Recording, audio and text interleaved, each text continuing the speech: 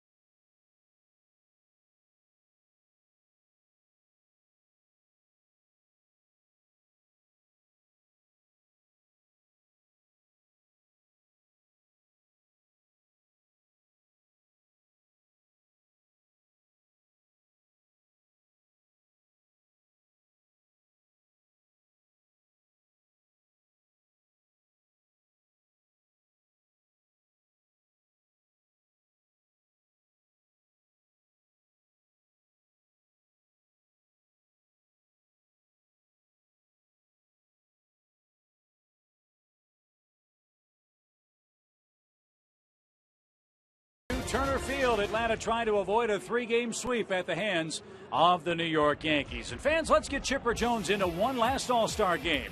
Vote up to 25 times for your future Hall of Famer and the rest of your favorite Braves like Dan Uggla, Brian McCann, Freddie Freeman, and Martin Prado, all of whom hope to make the 2012 MLB All-Star Game. Vote now at Braves.com/All-Star. And fellas, as promised, here's the voting up to the minute. Looks like Dan Uggla's in a very good position, about 450,000 votes ahead of the second place man at second base in the National League. That's right, Chip. And Chipper's not that far behind. It'd be a great way to send him off, send him to Kansas City in his last year, send him to the All-Star Game. And Brian McCann has 6 in a row. It'd be great to see it 7. Well, the guys that I want the fans to really jump behind is Martin Prado. I think he's done a great job all year long at a couple of different positions, and he's still 15th in the voting. A lot of people to climb over, but certainly worthy.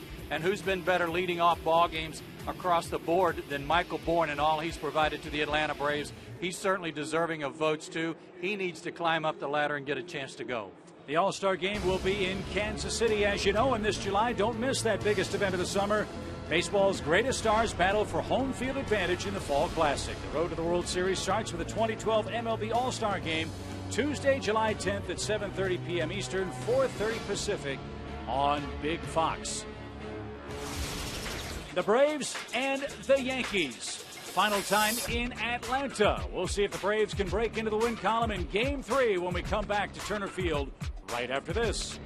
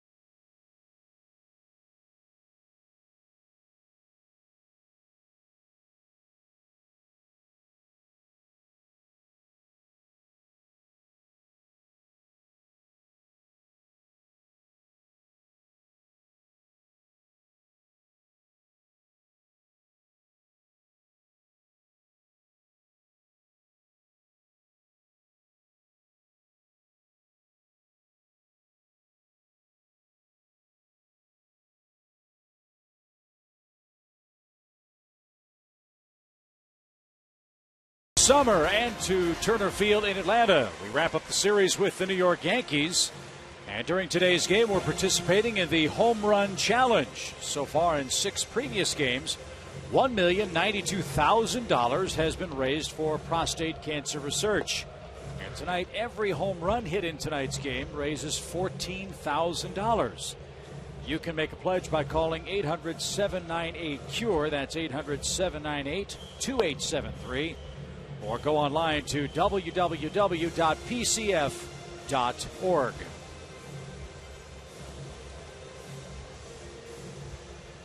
Crowd still filing into Turner Field as the Yankees get ready to work. They've won their last 5 ball games and are in first place by themselves in the American League East. Jeter, Granderson, and last night's villain, Alex Rodriguez, the top three. Cano, Teixeira, and Raul Ibanez in the middle of the order.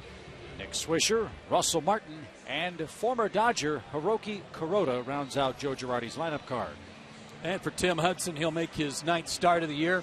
His last 4 starts against the AL East, how about these numbers? 4-0 with a 1.26 ERA and dominance over his career, too, against the AL East with just a 3.44 ERA. We already told you about how tough he's been after a Braves loss, 3-1 this season. And that's the situation he finds himself in tonight, trying to snap a 3-game losing streak for Atlanta. So his 4 keys to pitching success tonight: Cankle had to take a shot in his ankle, and it swelled up on him a little bit, so he's going to have to deal with that. He probably is not right at 100%, but he has not pitched in 7 days, and that is probably a benefit to him when you take into consideration his back surgery and the ankle that was bothering him during this work against the Miami Marlins. Here was a foul ball. He was gimpy down the line. Then he got a base hit, and it became very pronounced then that he was really favoring that left ankle, but says he's good to go. And he'll take on the Yankees, a team that he has 1-3 lifetime against. And I just kept talking because I was trying to drown out all the Yankee cheering for Derek Jeter. You did a pretty good job, too. I'm out of breath, I know that. And ball 1 from Hudson to the Yankees shortstop. Well, I don't think there's anyone we'd rather see after that tough loss last night than Tim Hudson on the mound.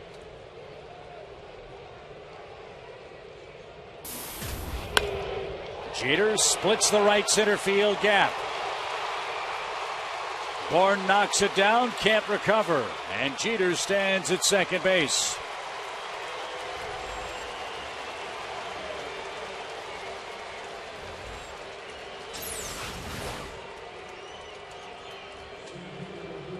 Tried to turn it over a little bit, run it down and into him, but the ball stayed on the same plane. It flattened out, and Derek, with that brilliant inside-out stroke, did what he does best. He's a master at that. What is it about that guy and this ballpark?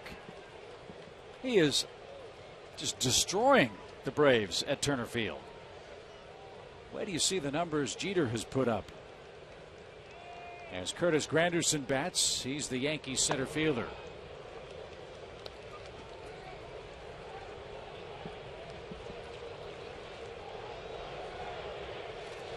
.388 average, 14 out of 15 games. The Yankees notes say that he had hit in 13 straight here at Turner Field, which would make it 14 straight. A strike to Granderson evens the count.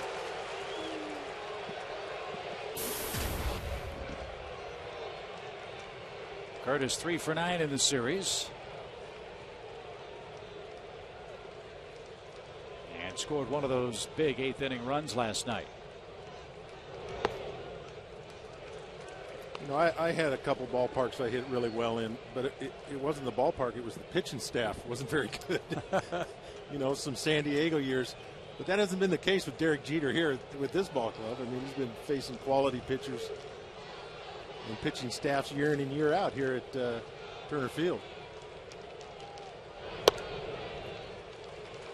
Anderson trying to set up a chance for a big inning in front of Alex Rodriguez, our Delta Airlines on deck batter. Look at what A-Rod has done to Hudson.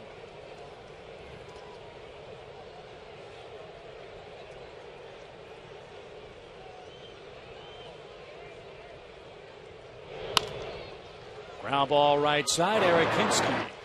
And Tim to the bag for the first out. Good at bat for Granderson. And that brings up the man that had the critical blow in the game last night and a history-making home run for Alex Rodriguez.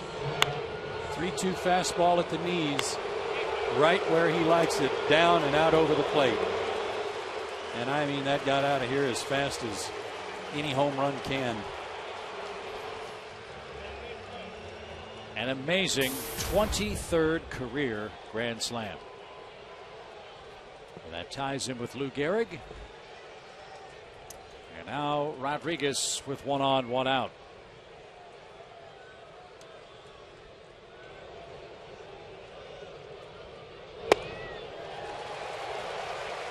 Yankees are only 2 for 14 with runners in scoring position in this series. His home run was one. Cano's single in the first game in the first inning was the other.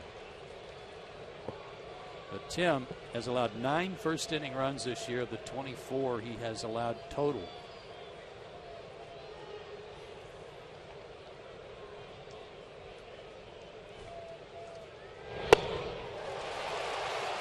No balls, 2 strikes. There's one big cloud over the ballpark, and it is raining ever so lightly.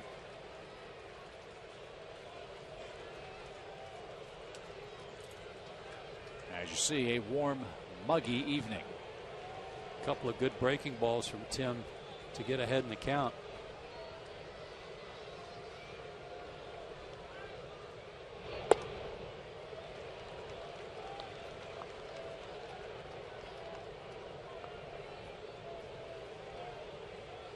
Kind of an interesting shot here, Joe. You don't see that a lot. I think the Expos did it the other day, played in the first inning. With a guy like A-Rod up playing in the first inning. Kind of an interesting Blue Jays. I'm sorry, with the Blue Jays.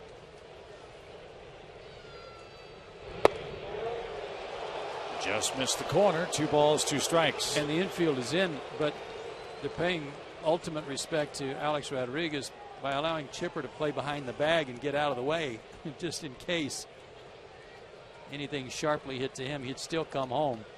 But they give him a little room to operate, and likewise Simmons at short. 1-0 New York.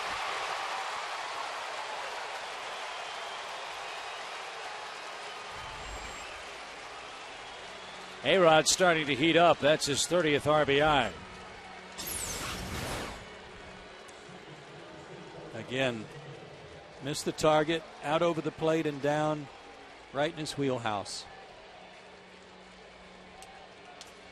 And the disappointing thing about that for Tim Hudson is making good pitches to get ahead.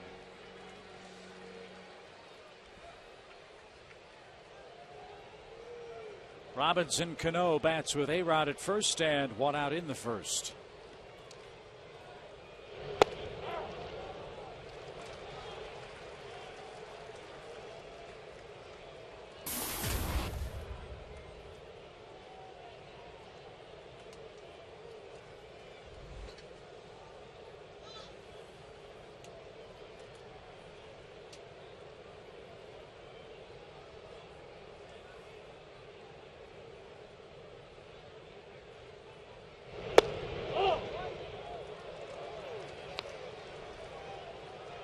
Tim got an injection in that ankle on Friday and said to me yesterday that his ankle was much better, and so much better than it was in Miami. He said that was a real challenge down there to stick it out, stay in the game, and go 9.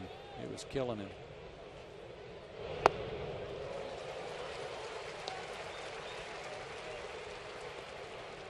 Well, and he had a little tester covering first. Yes, he did. He looked okay. Mm-hmm.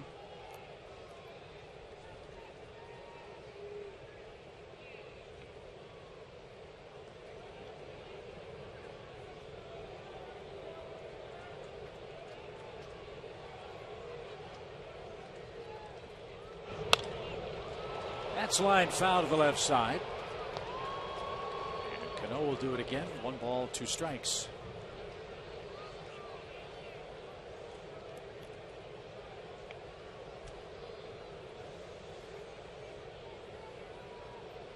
All right, well, they earned the run.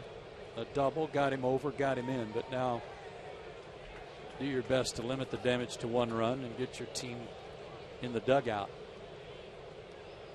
He was ahead of A-Rod, and he's ahead of Cano.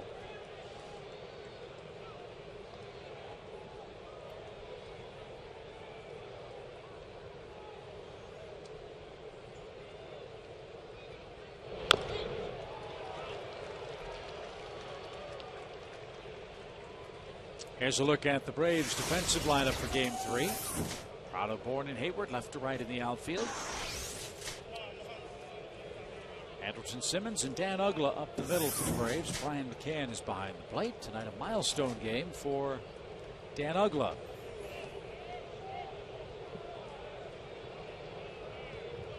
And our home Tipo tools from the dugout. Game number 1,000 for Dan Uggla tonight.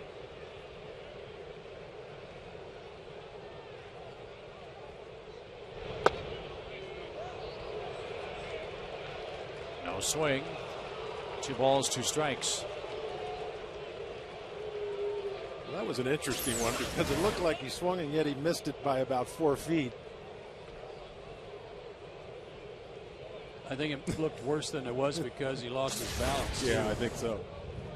The Yankees don't run much. You don't have to worry too much about that. But the one guy who leads their team in stolen bases, believe it or not, is Alex Rodriguez. And he's 6 for 6.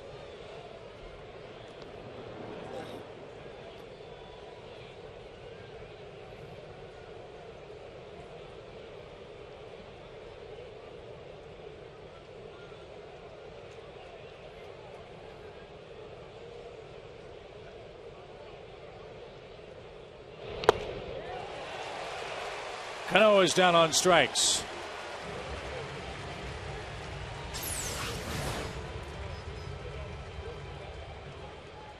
Good split finger pitch there.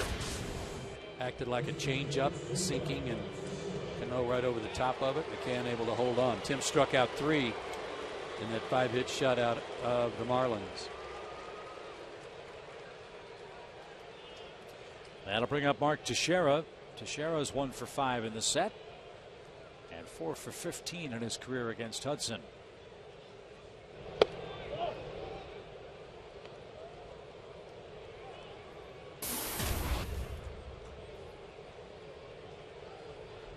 I'd like to see Tim get that pitch. He hasn't given it to him. He's thrown it a couple times. Gonna need that one. Don't get that one. You got to move it over the middle of the plate a little bit further. It's not a comfortable place to be.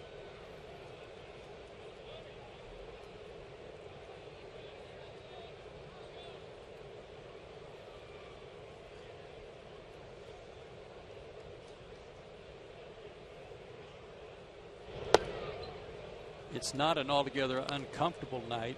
High humidity, 83 degrees at game time, but Tim could sweat in an igloo. So sometimes that's a problem for him with the grip on the baseball. He'll go to the rosin bag a lot. And he's had to throw a lot of pitches in this opening inning. That was his 23rd. Good life on his fastball, just a little off.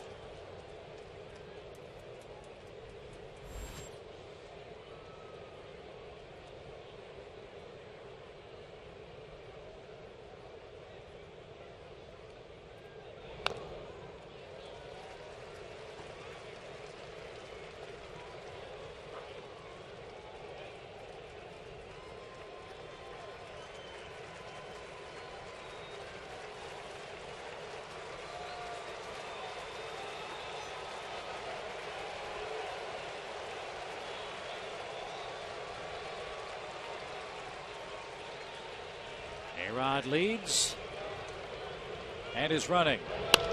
Ground ball right side. Uggla has it. And that retires New York in the first inning. Derek Jeter doubles and scores the game's first run. Hiroki Kuroda to work with a lead in the first.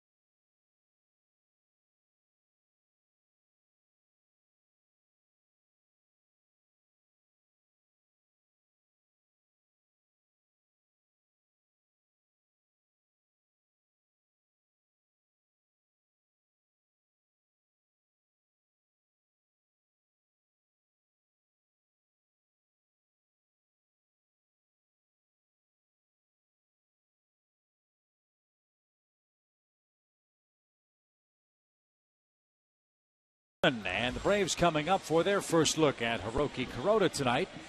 Big crowd here at Turner Field, where all season long Braves baseball on Peachtree TV is presented by Academy Sports and Outdoors, the right stuff and the low price.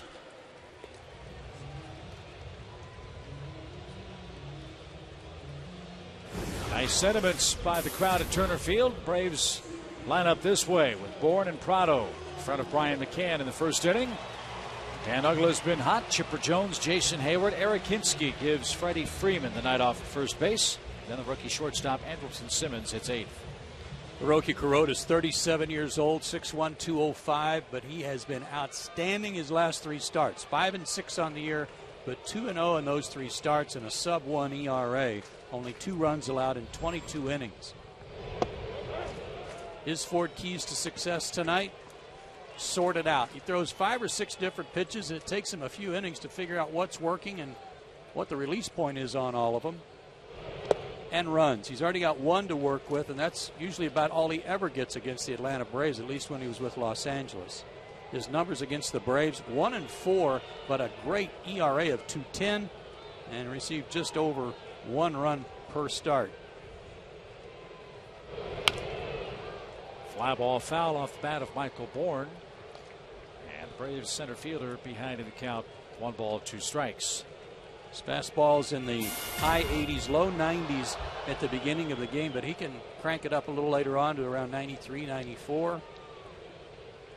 Soft, easy curveball, short, hard slider, change up, split. And again, it just takes him sometimes a couple of innings to get it all working.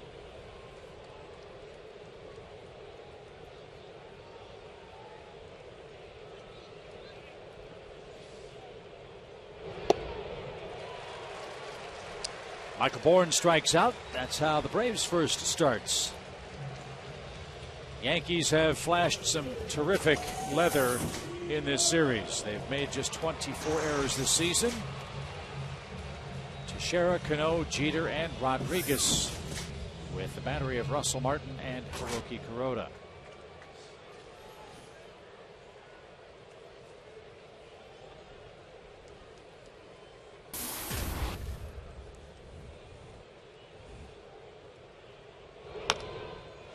A Tapper back to the mound. 2 outs.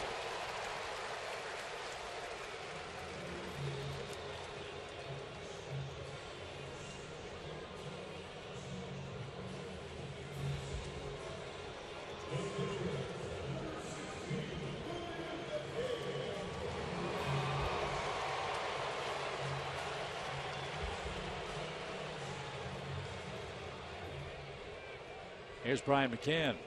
Braves catcher is 2 for 9 in the series. Had a pair of doubles in game 2. And he lines a shot into right center field. That's the first Atlanta hit, and it brings up a red-hot Dan Uggla. Dale, I think this series is doing a lot for Brian McCann. Remember the first game, he hit in some tough luck, but he was right on some pitches last night. Hit the ball hard and got a couple of hits and gets a hit his first time up tonight. So he's gaining some confidence. He just looked really comfortable. About the most comfortable stretch I think I've seen so far this year. He was so comfortable so much last year that to see him struggle a little bit is kind of strange.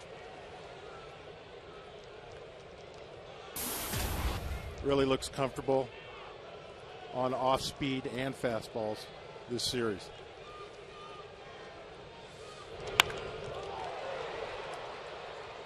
Dan Uggla honored before the game with a nice ceremony, celebrating his 200th home run.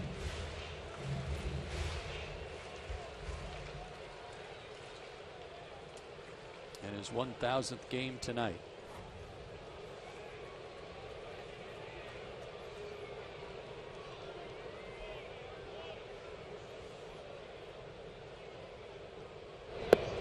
What a difference a year has made for the Braves second baseman. You'll see it on our SunTrust solid performance. Unbelievable in the RBI category. Through June 12th, he only had 18 RBIs last year compared to 41 this year. Wow. Twice as many walks.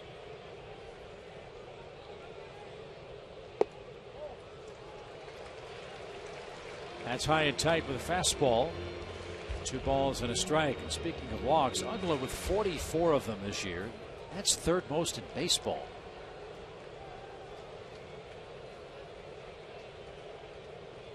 Adam Dunn and Joey Votto, are they the 2 leaders? I believe that's right.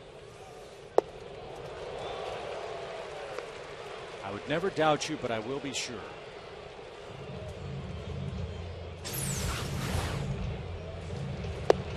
Votto has 49 in the National League, and Adam Dunn 48.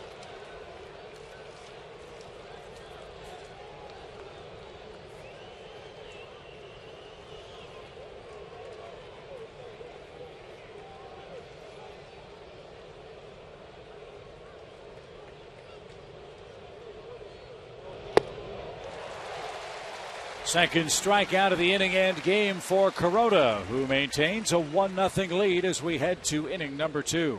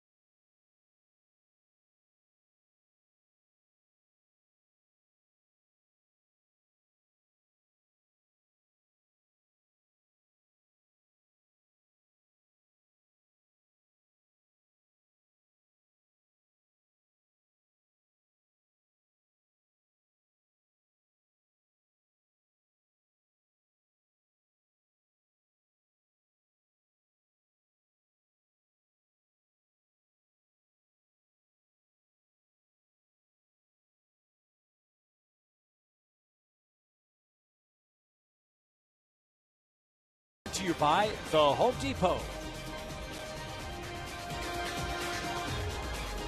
Rainy night in Georgia. But the game continues on. Second inning with Raul Ibanez leading things off for New York.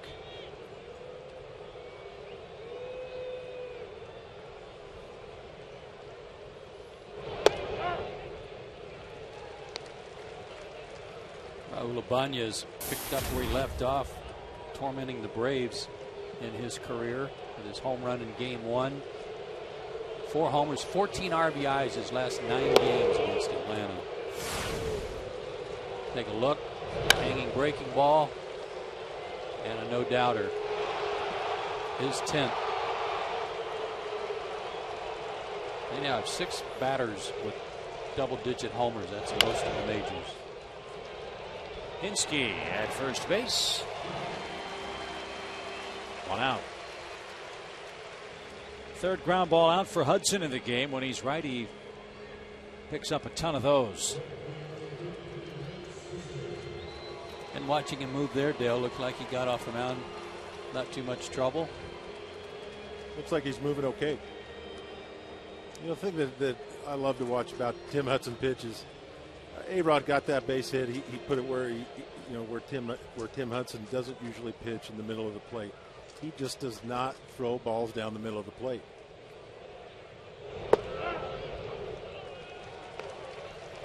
A strike to Nick Swisher. It was his 2-run homer that put the Yankees in front for the first time last night.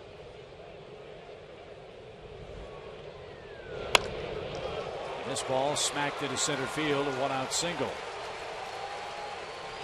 That's the 3rd Yankee hit. This guy kind of just hides in the weeds. You know, he's a real solid hitter. He's a switch hitter, tough out. But on this Yankee team and in this lineup, you get down near the bottom of the order and you think, well, maybe there's some place to go for an out or get a quick inning or something. And it's just not the case. And he leads their team in RBIs. He'd be hitting 3rd, 4th, 5th for a lot of teams. Yes, he would. And that pitch right there, it happens so often to me so far this year. I say something and it happens, but trying to go low and away and just moved right over the middle. Now Russell Martin fouls one straight back. The Yankee catcher down 0-1. At least I didn't say he was playing for the Expos like I did earlier. I didn't hear that.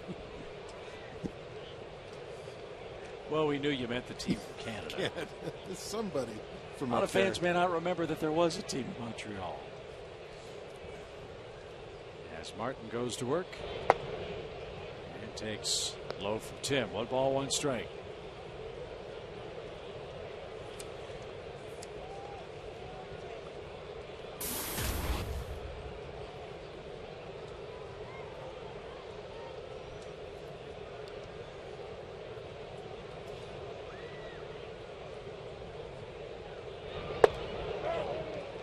Bell ties strike 1 and 2.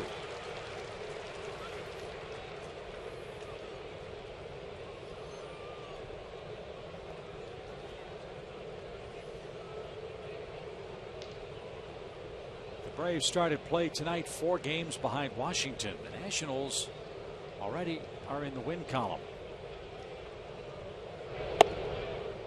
They beat the Blue Jays 6-2. You got 2 homers from Tyler Moore, who got sent down after the series with us and then called back up.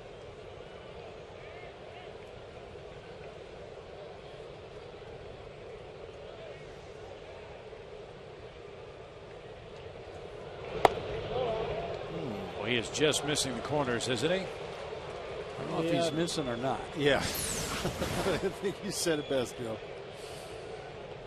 Maybe a little. Maybe. It's awful close. It is. I think Tom Hallion's a good umpire. I'd like to see him call that one, though.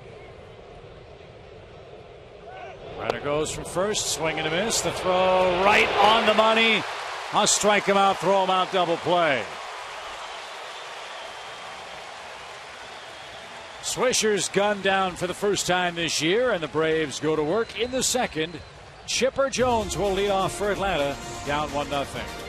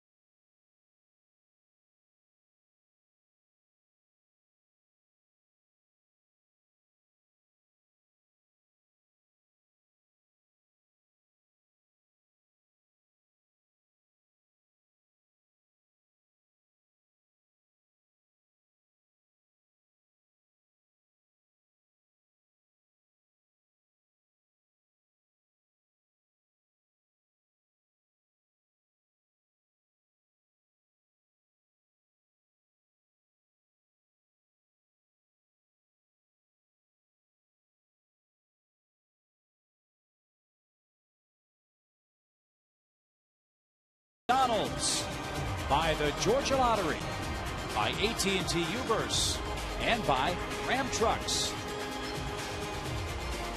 1-0 New York as we get set for the bottom of our second inning. Braves fans, this is your last chance to enter the Delta Day sweepstakes. Grab your phone and text Delta to South. That's Delta to 76884 for a chance to win round-trip airfare for two any place Delta flies in the continental U.S., plus hotel accommodations and $250 spending cash. We will announce our winner later tonight as we wrap up this series with the Yankees.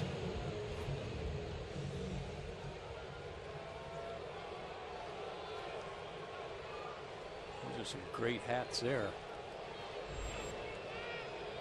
A combination of old and new.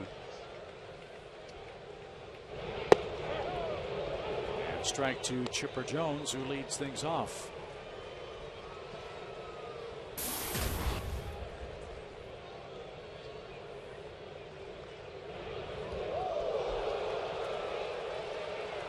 That was a little high. 1 ball, 1 strike.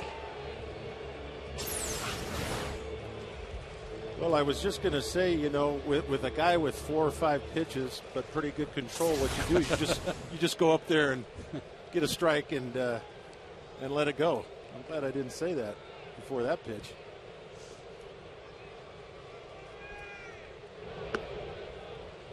But he really doesn't walk a lot of guys, so you know you can't guess with a guy with this many pitches. But go up there, be aggressive.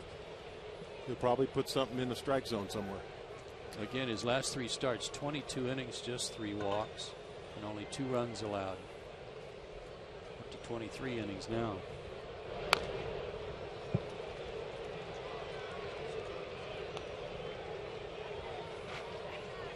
There are a couple of guys in the batting order tonight that have had some decent numbers against Kuroda. Martin Prado, for example, now 3 for 9 with a homer. But the rest of the roster, not so good.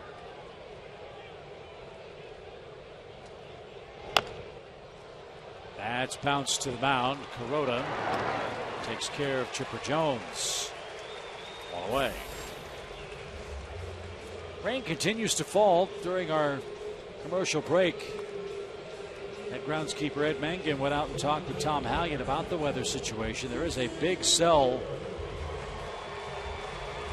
right around downtown Atlanta.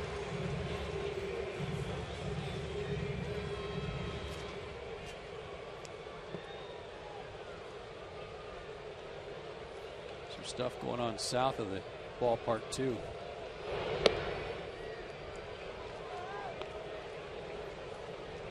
Here's Jason Hayward. 1 ball, no strikes to the Braves right fielder. Jason came on late defensively and knocked in a run with a ground out. That was in game 2. That gentleman was doing what we've been trying to get a lot of Yankee fans to do, just put a dry cleaner bag over their head.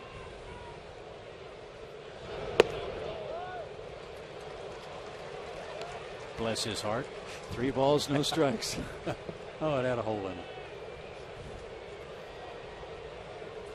Sure hope the sun's not in his eyes.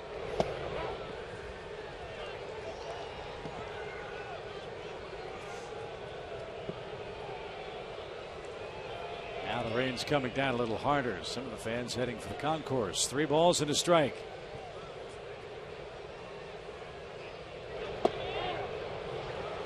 Jason didn't think so. Full count. Now remember, Tim had a pitch in there that he wanted last half inning and didn't get. It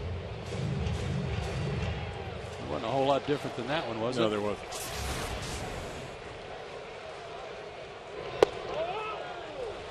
There's a rare walk from Kuroda. Hayward's aboard in front of Arakinski.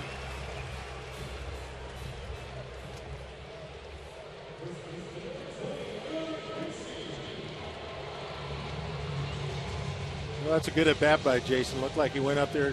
The other thing you can do with a guy like this is kind of take and see as many pitches as you can. I like that at bat by Jason. Looked like he was kind of taking a strike. Really only threw 1 strike to him that I could see. 3-0. Laid off some tough pitches.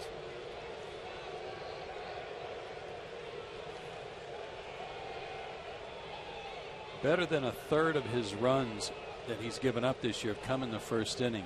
which coincides with that key to sorting things out, and it taking him a couple of innings to kind of get in a groove. So on top of that, you better get him early. You may not get him later.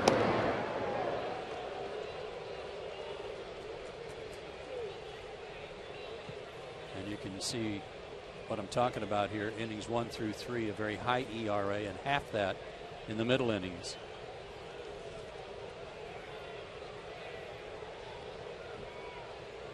And it is really raining.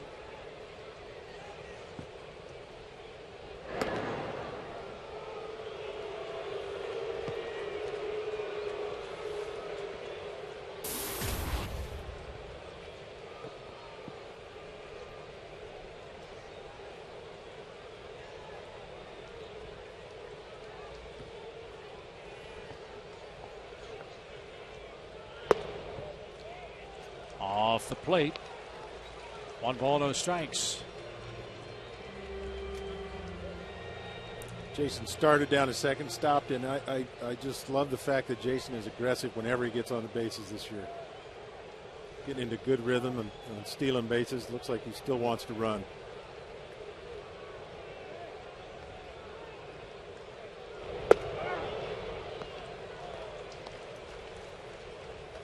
Hensky spent some time with the Yankees, played 39 games with New York in 2009. He had 7 home runs for them. In fact, Eric has made just about every stop he can in the AL East with the exception of Baltimore. He's played in Toronto, Boston, Tampa Bay, and New York.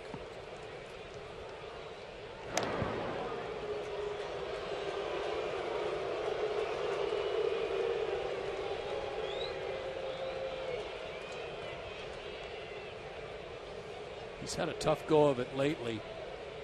In there tonight to give Freddie Freeman a night off. But he could use a couple of hits. And he's got one of them. Hayward around second is on his way to third. And for Hensky, he'll shake hands with Terry Pendleton. He was 3 for 46 before that single in this second inning.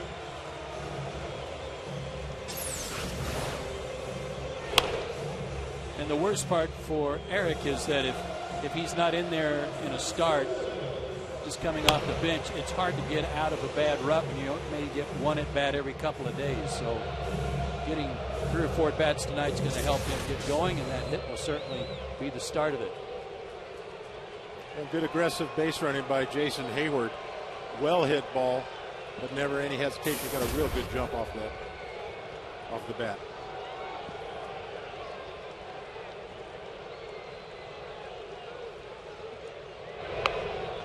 Simmons with a bunt. Bases loaded.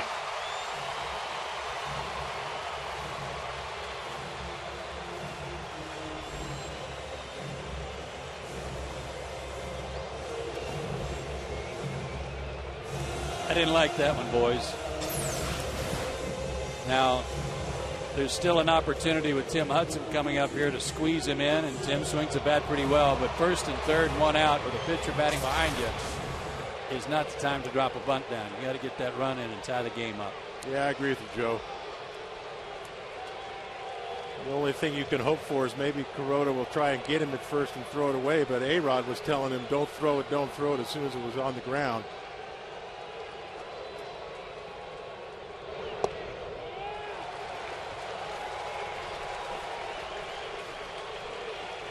Looking back to see if the runner at third ran. So that was part of the frustration for Anderson, was he thought the runner at third would go, and he didn't.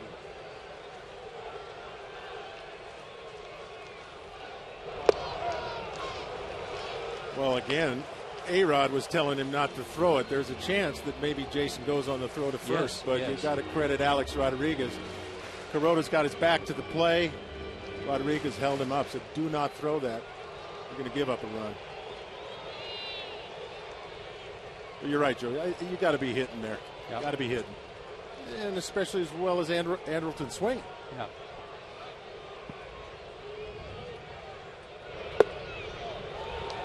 A little high, I guess. 2 balls and a strike. Rhoda with a long look in at Tom Hallion. Certainly got the attention of Joe Girardi and Larry Rothschild. It goes to the old adage among baseball players, that looked a little up and in. How little? Very little. Not much. 2 balls and a strike. Bases loaded for Atlanta. And Hudson rips it foul. Did he break his bat? He did. But I was taught pretty early in my professional career, you know, don't leave it for someone else. When you're up there with a chance to drive in a run, drive him in. Especially when you got the pitcher batting behind you. Just one of those young things that you will learn from.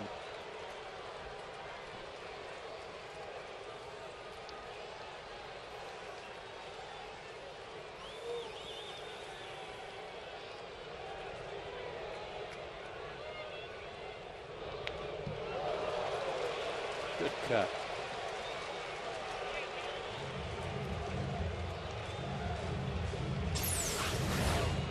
Yeah, it was another good swing. Huddy puts on puts a lot of good swings on the ball, doesn't he? He does. He's a good hitter. Well, Andrelton Simmons will learn if Terry Pendleton hasn't already told him, we want you swinging there, kid.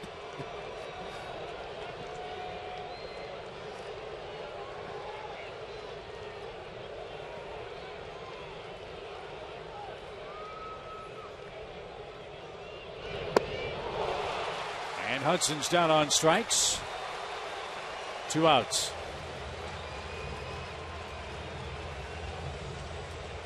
And it's all up to Michael Bourne, who's been red hot and is the subject of our Georgia Lottery hitting the jackpot. 12 straight for him. Second time this year he's had a 12-game hitting streak. And what I like when I look at hitting streaks, Dale, how many hits are you getting during that stretch? He has 20 hits in that 12-game stretch. That's very impressive. There's hitting streaks and then there's hitting streaks? Yes. Really impressive.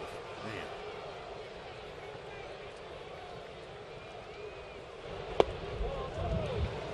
And again, a good setup here for Michael until he gets 2 strikes in that A-Rod and Mark Teixeira have to play in on the grass in case he tries to drop a bunt down and try to take that away from him to get a run in.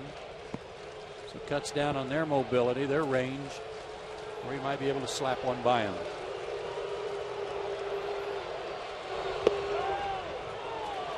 Now that one had to be a makeup call or something.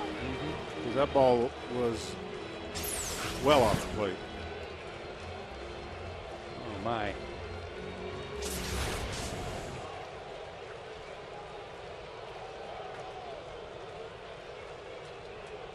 One ball, 1 strike.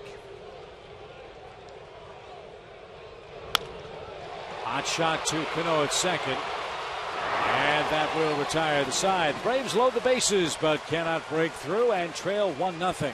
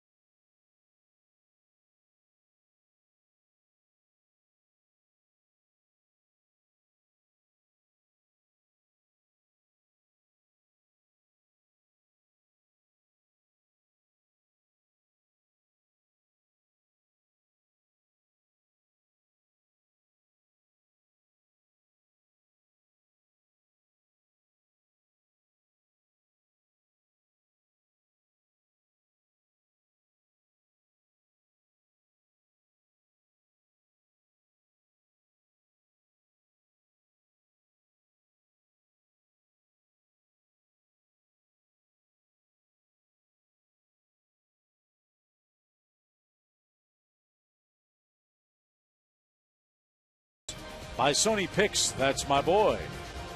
By Toyota. And by Academy Sports and Outdoors. Well, I saw first here at Turner Field tonight coming into the ballpark as the ground crew puts a little drying agent on the mound and around home plate. But 3 different broadcasts coming out of Turner Field tonight. I've never seen a TV truck parked in the street. There are trucks everywhere. You know who gets front row seat, though, right? Us, baby. Oh, wouldn't have it any other way. Our truck is right front row and center. Kicked a lot of other guys to the street. Thank you very much. The Yankees, of course, are broadcasting back to New York. This game is also being shown nationally by ESPN.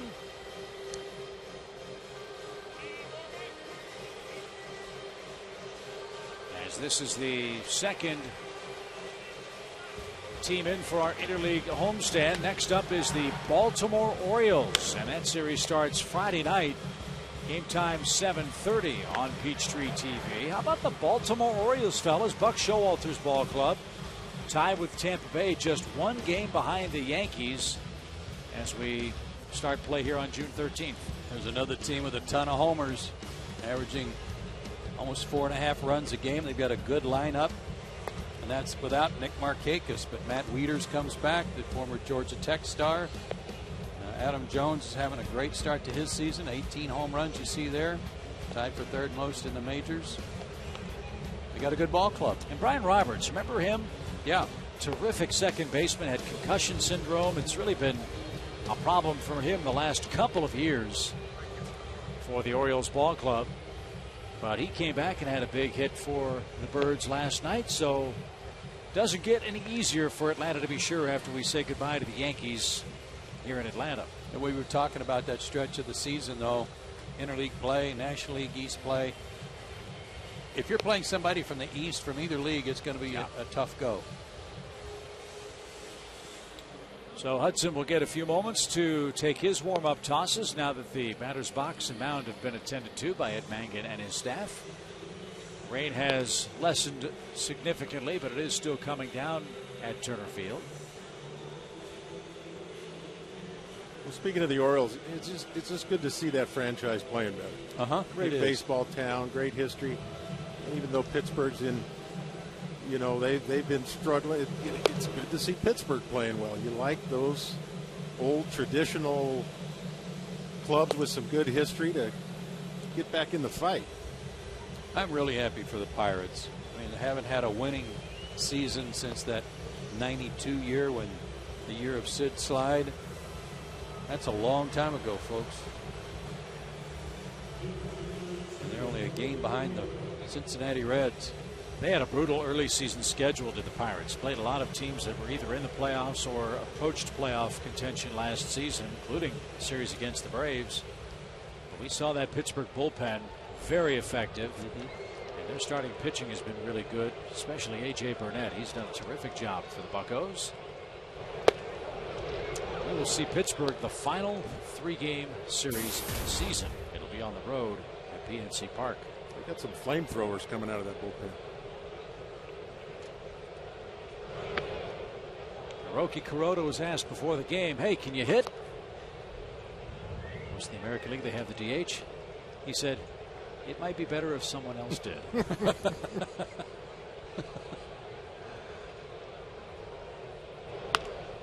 But he makes contact, and Andrelton will throw him out at first.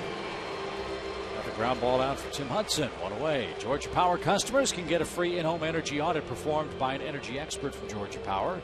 Learn how to save money and energy around your home. To schedule an in-home energy audit, go to georgiapower.com. Speaking of bullpens, though, guys, this Yankee bullpen second in the American League in ERA, and guess who's number 1?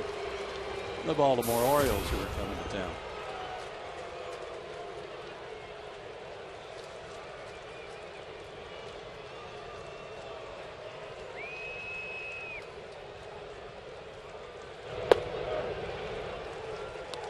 Jeter closing in on Cal Ripken Jr. on the all-time hit list.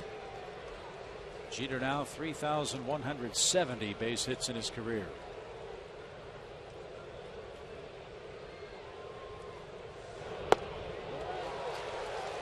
Hudson fooled him. 0-2. Derek Jeter's made some nice adjustments. You know, I think about that quote from Chipper this winter. At the beginning of your career, the game's fast. In the middle of career, it kind of slows down. And at the end of your career, it starts speeding up again. And you got to make some mental adjustments to keep it going. You get a little self-doubt. Maybe you start thinking your bat's a little slower, and you start cheating to go out a little early. Ever since Derek Jeter's got that 3,000th hit, seems like he's just back on cruise control. Yeah, playing like he's 27.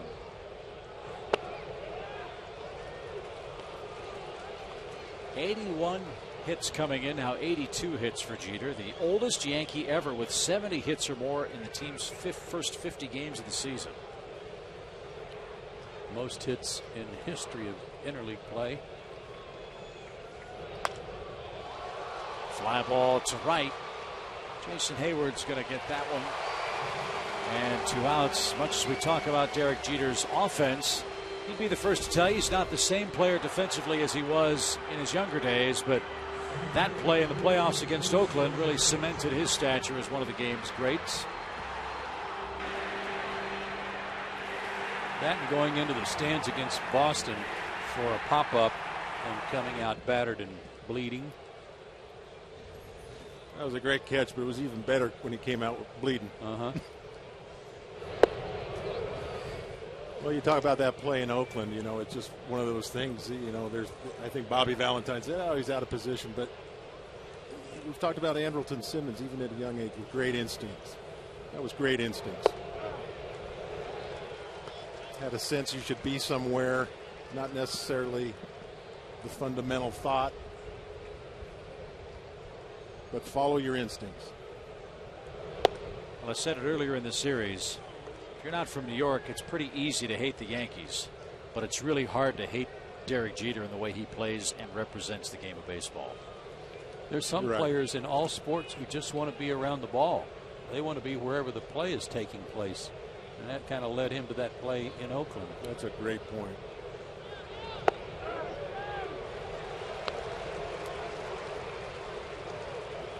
And Chip, to your point too, I think the Yankee organization by and large has got a lot of character guys on this team. I mean, you know, like you say, love them or hate them. And CC Sabathia does a lot of charity work. Granderson, you know, Teixeira, they're all doing a lot of good stuff. Really. And winning certainly helps. Yes, it does. Strike 3. There's Tom Hallion with a called third.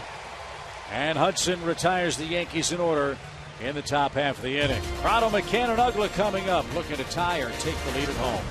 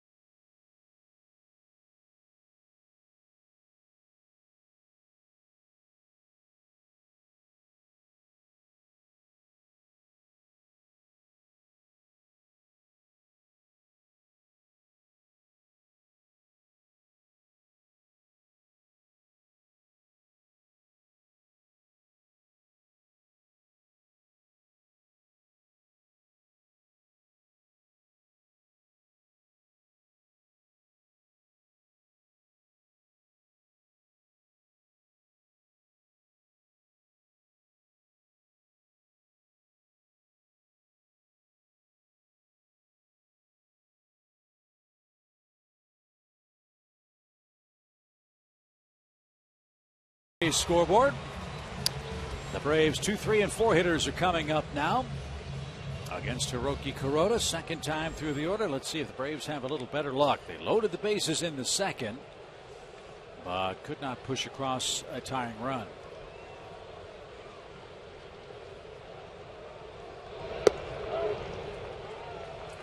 The Yankees did get a scare the last time Kuroda pitched, right? Wasn't he the man that was hit by that batted ball against the Mets? Yeah, he had his own issues. Talked about Tim Hudson's ankle. For Kuroda, he got hit in the foot with a line drive.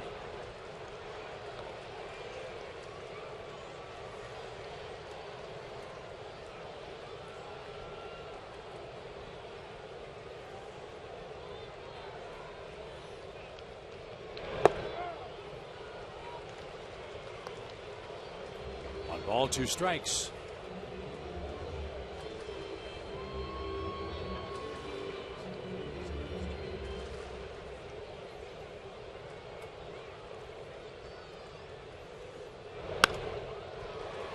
Wow, Cano never moved. He got caught leaning, I guess, on what he thought was going to be a pitch that Martin would take to right. You don't often see that. No, you don't. You can see, and you can see it. You're right, Joe. You could see the ball was going to be outside. You could see him lean to the left. Martin came out and hooked it.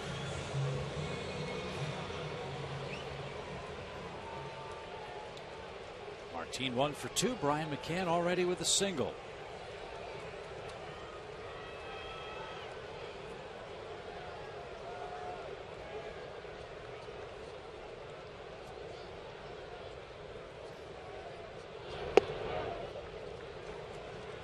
That caught the outside corner.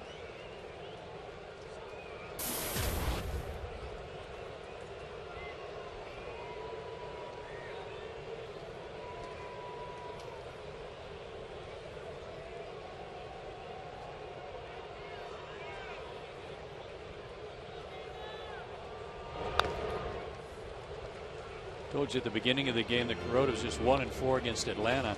How about last season against the National League East? 8 starts, 0 and 8 with the Dodgers.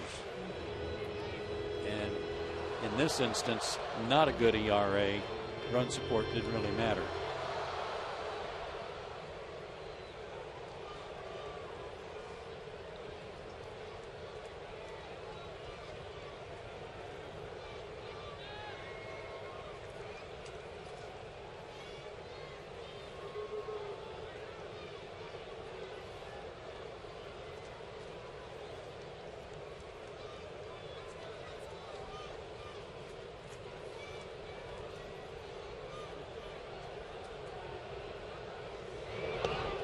That one skips off Martin, and Martin Prado moves up to second base.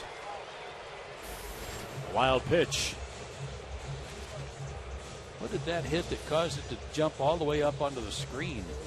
It hit a shin guard?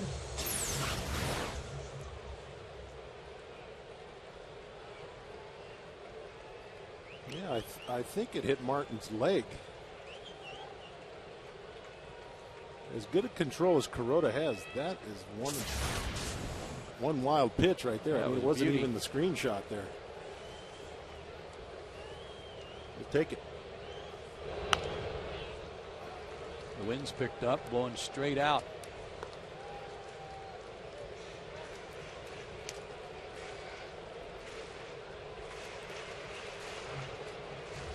Be nice to see Brian drive the run in, but at the very least, maybe you can get him over to third.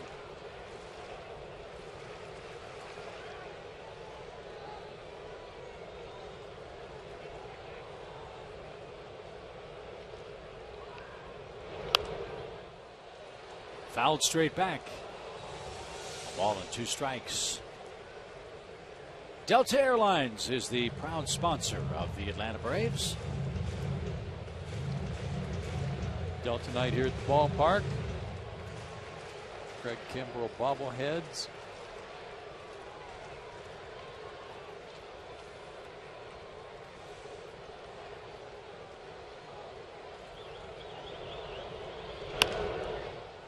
Popped up left side. A-Rod drifts back. Puts it away for the first out. Bryan cannot advance Prado. 1 out.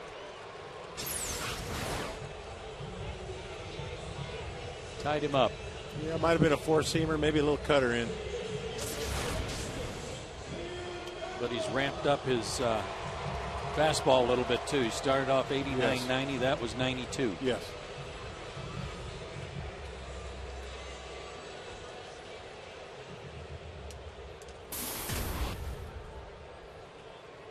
Mentioned earlier, Dan Uggla leads the National League second baseman in All-Star votes.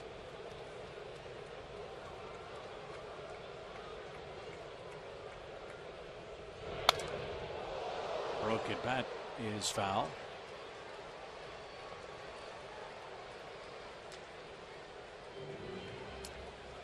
Don't know yet if Dan will finish off that wonderful honor and be named as the starting second baseman. We do know for sure that one member of the Braves will be headed to Kansas City.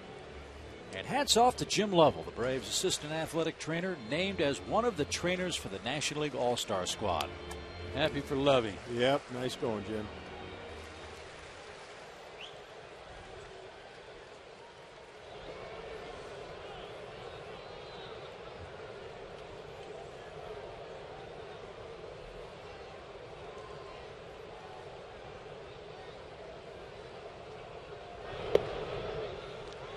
Ball, 1 strike.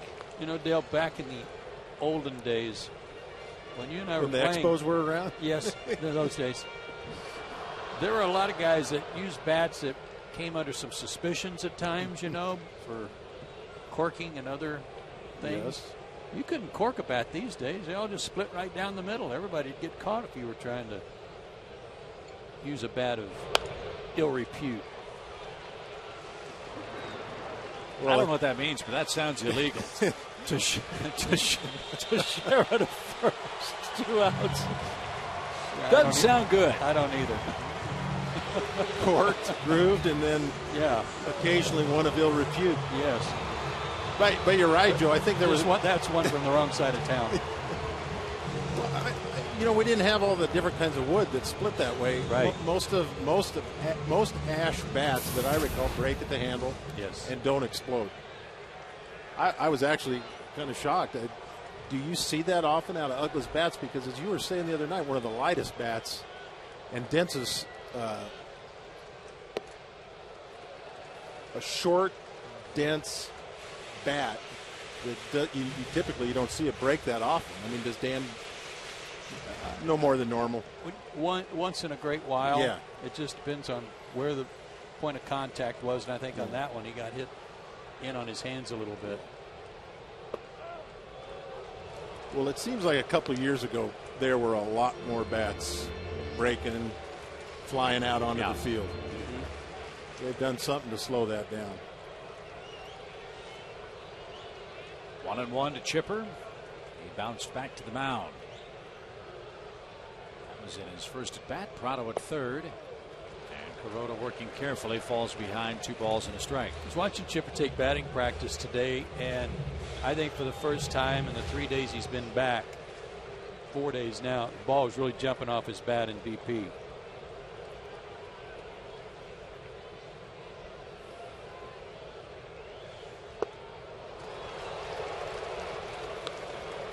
can see the protective guard on his left leg. Nice off-speed pitch moving away there, about 84.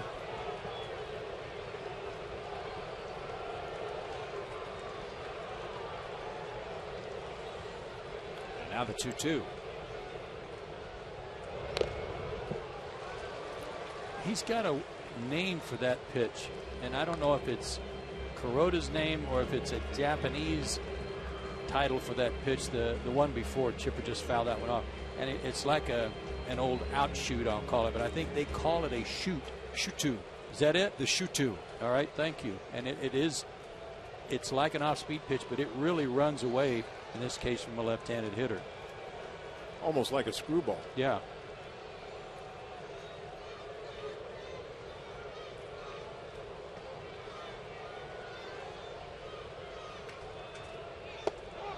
The Japanese translation is pitch of ill repute. That was a nasty one right there. Just in case you wondered, 1-0 our score as we go to the 4th inning.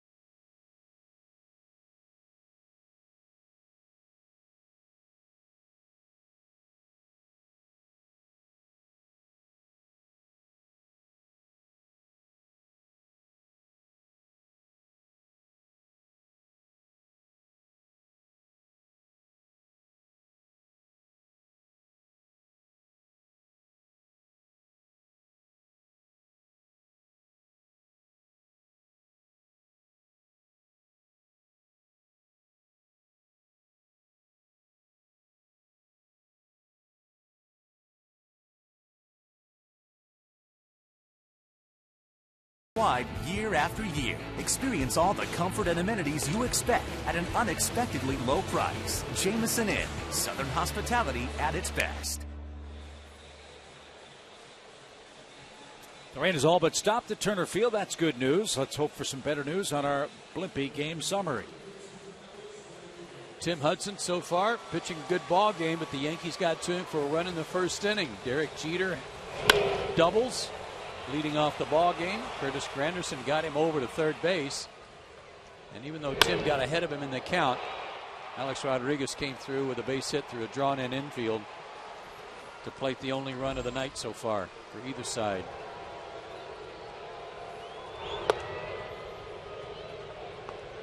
Rodriguez, Cano, and Teixeira in the 4th inning against Tim Hudson.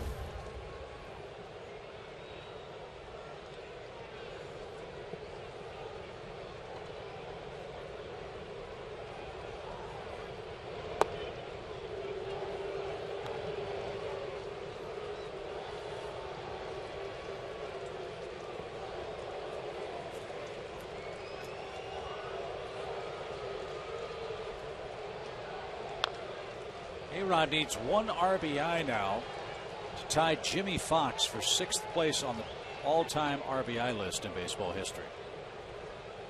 1,923 is A-Rod's total. Fox had 1,924.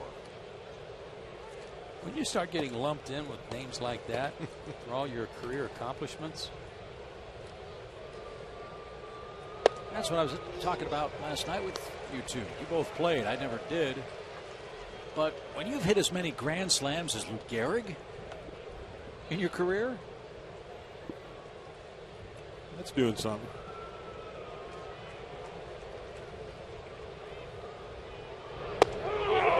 Allian calls strike 3. Rodriguez caught looking.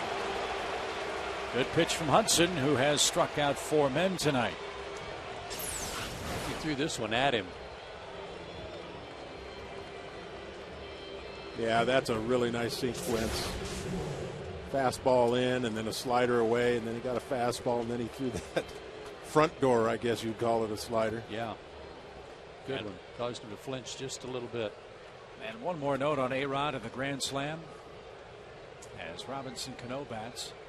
It was Rodriguez's 13th Grand Slam as a Yankee. One more than Babe Ruth. And it ties him with Joe DiMaggio for 2nd place on the Yankees Grand Slam list. Of course, Gehrig did all of his damage as a Yankee. Alex Rodriguez played with Texas and Seattle. Well, Brian McCann's hit 5 or 6 in the early stages of his career. But you start thinking about, okay, 5's a lot. 8, I'm told, 8 grand slams from Mac. That's a lot. That is a lot. Guys hit 23.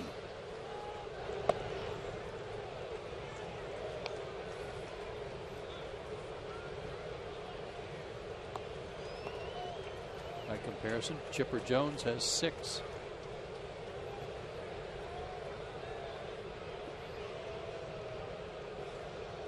Two balls and a strike to Robinson Cano.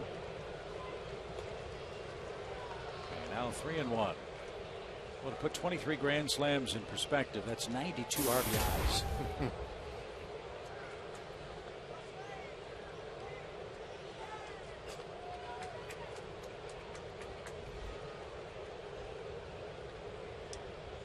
Trying to remember if I hit with the bases loaded 23 times.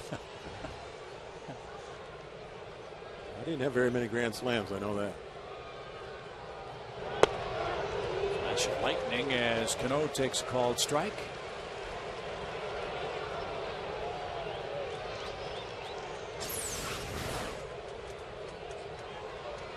Cano didn't like the call. Might have been a little low to Cano. Been a little low, but as we all like to say, when you're around that plate, you're right there, you're right there, you're going to get a few of those. To first, and Hinsky will take it to the bag. 2 out. Trivia time, fellas. Our AT&T Uverse trivia question. Who was the last Yankee with a 30-30 year? 30 homers, 30 stolen bases or more in a single season.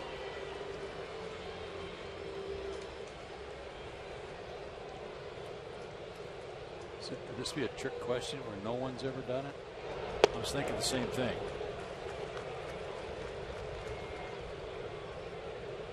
Wow, we got a hint. 2 people have actually done it, so we just got to figure out the last one.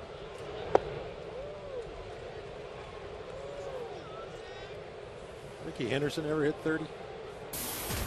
In the 20s, I know that. Might have. I don't know if he ever hit 30.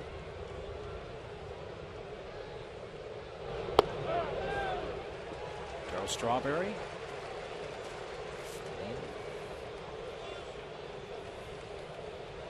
Bernie Williams. I like that call a lot. Fouled back by Teixeira. 1 ball, 2 strikes.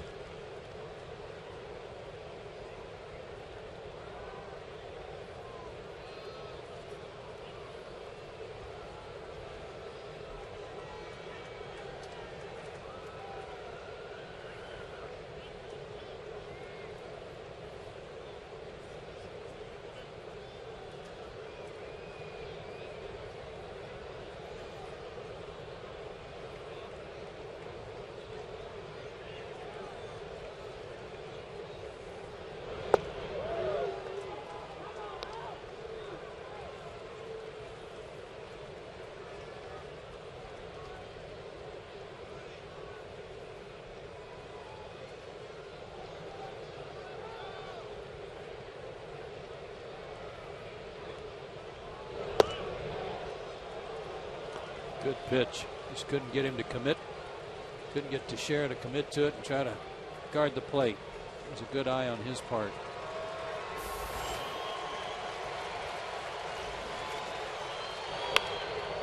And Mark rips a single to right. Here's what they're so good at, and that is, even when they get behind in the count, you have to respect their power. So you work, they work the count, and then they get to 3-2 and they get that pitch. Mm-hmm. You got to make too good a pitch, 3-2, and they don't seem to miss it. We've seen it time and again in this series. Wasn't that something, Joe, the Yankees people were telling us? Great skill that isn't really appreciated by casual fans about the Yankees is their pitch recognition skills from 1 through 9 in their order. Yeah. Teixeira spit on a ball that was away, then got one center cut and ripped it for a single. And that forces more pitches for Hudson here in the 4th inning.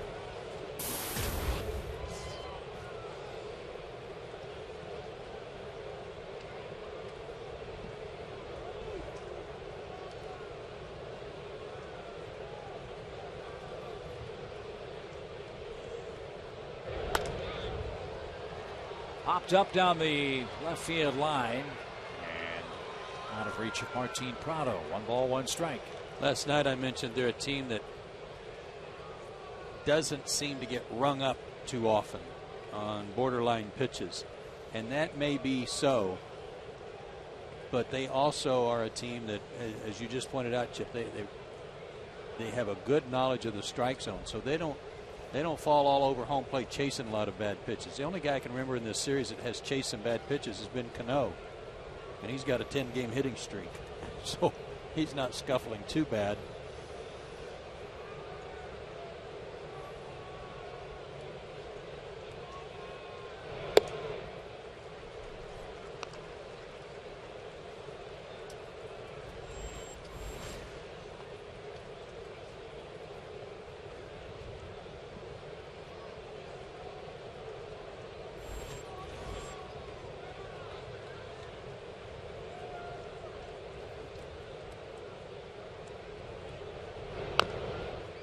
That's a squibber, but foul. Brian, just an eyelash late.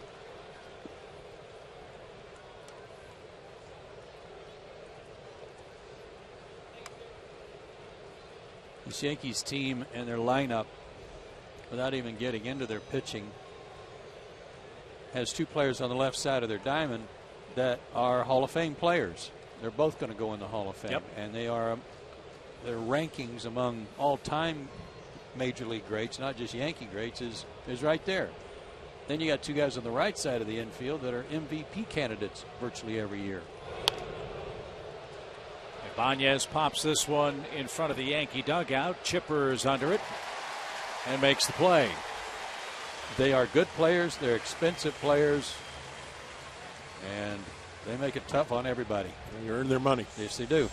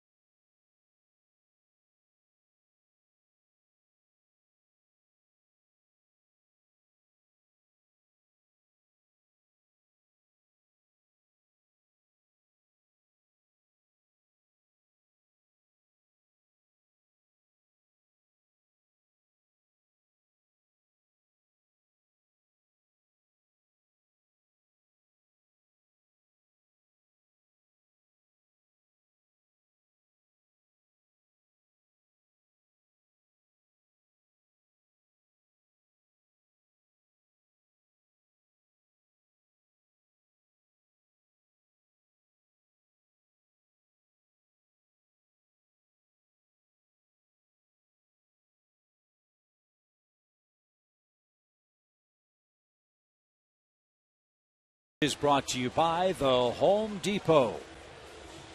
Good ball game, a soggy night. The Yankees scored a first inning run. Derek Jeter led off the game for New York with a double. Alex Rodriguez singled him home with 1 out. And that's been enough for New York starter Hiroki Kuroda. As Jason Hayward, Eric Hinsky, and Andrelton Simmons go to work, that trio helped the Braves load the bases in the second, but Atlanta could not score.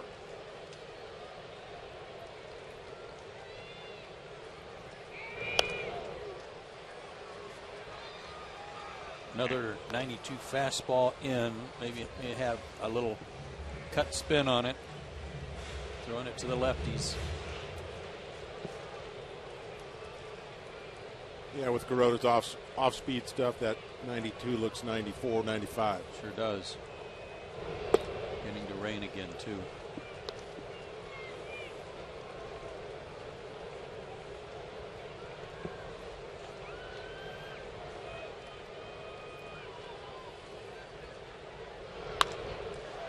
Well hit to center.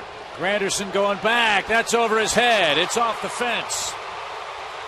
And Jason Hayward doubles to start the Atlanta fourth.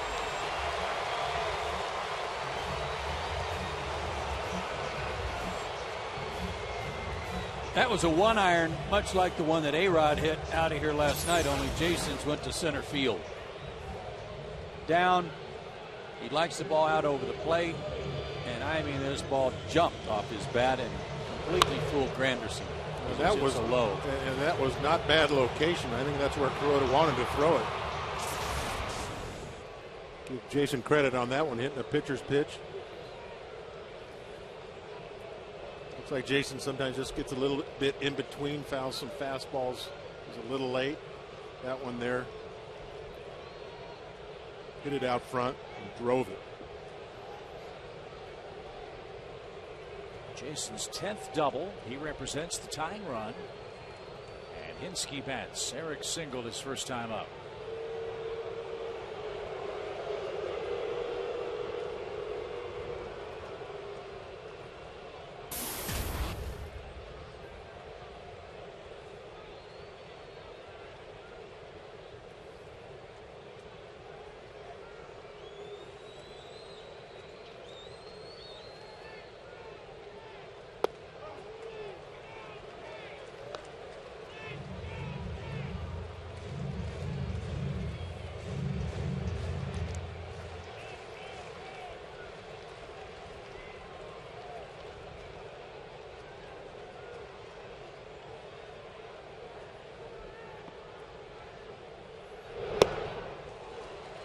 Oh, and 2.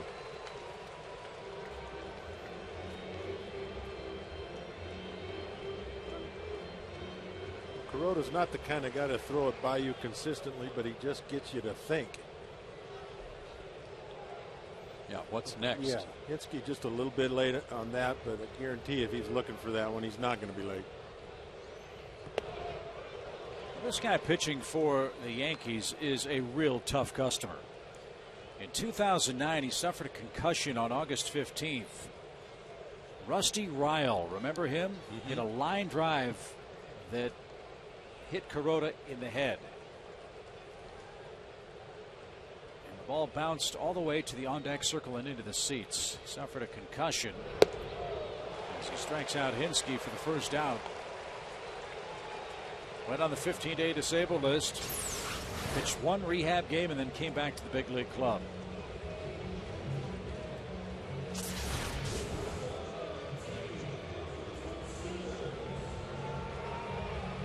And he has his 5th strikeout as Andrelton Simmons bats.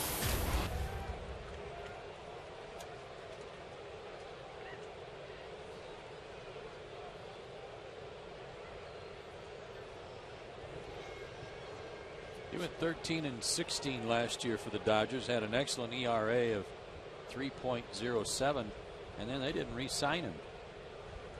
Yankees got him as a free agent.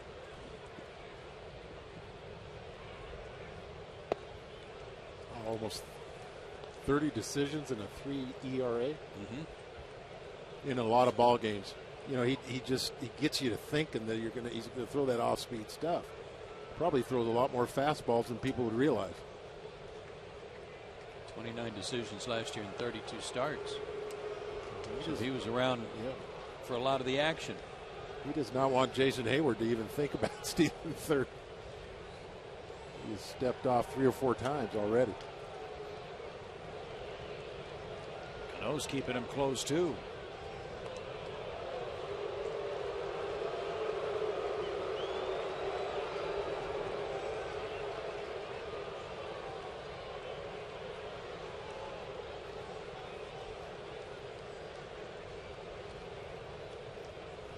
Rain falling heavier now.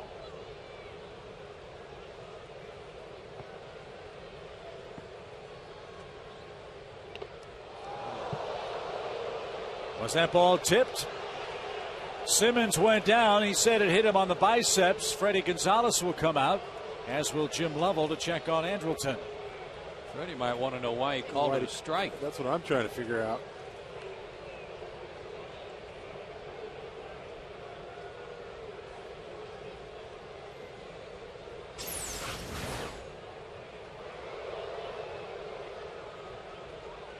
It definitely hit arm. I don't know if it hit the bat first. No, it didn't look like it, and that isn't a swing. That isn't an attempt to hit the ball, is it? He started to swing, but then he's trying to get out of the way. I mean, at the very least, it's maybe an appeal. We'll see what the first base umpire thought. But I don't think that's a swing. I don't think it was a foul ball. That's what it was called. 1 ball, 1 strike. As I understand the rule, if you swing at it and it hits you, it's a strike. No swing there.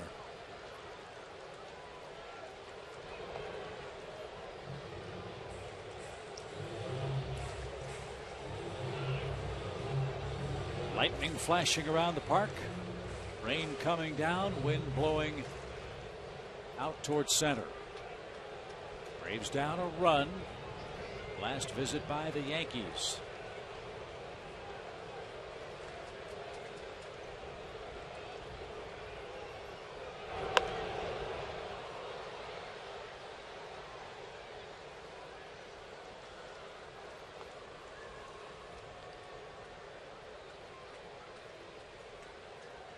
Doesn't appear to be any water pooling on the warning track any place. The mound looks good. Batter's box looks good. This field in great shape.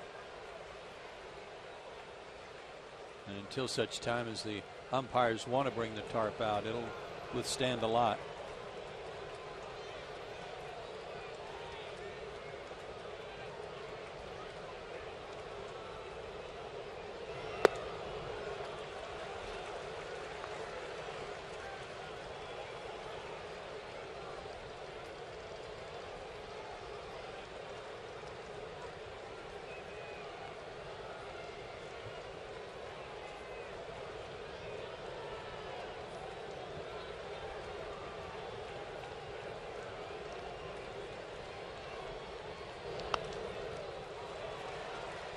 Hanging tough. Yes, he is. Good pitches. Tough pitch there. He fouled off. He took a tough pitch before that.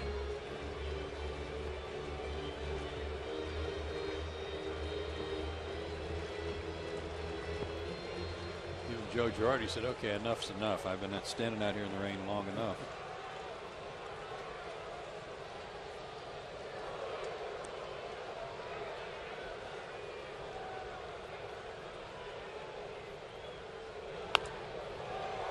Another foul ball.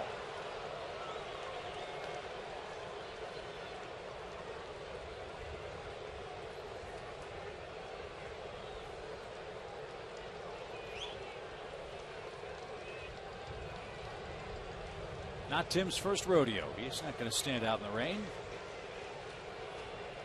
He's the next scheduled Braves hitter.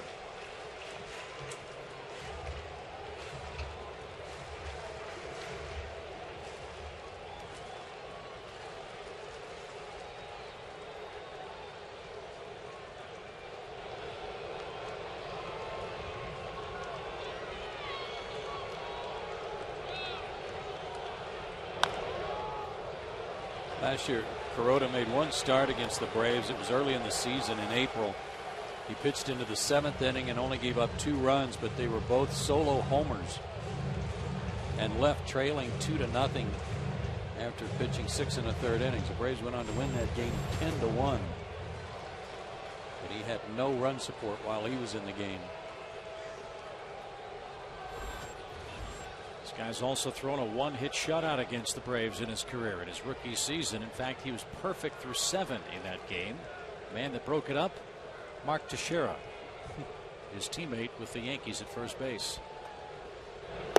Way outside, full count. Good at bat for Simmons. Yeah, it is, Chip. And remember, he just got hit on the bicep, too. I mean, he's got to be hurting a little bit. Hit on the right arm somewhere. fouling some tough pitches in. He's battling.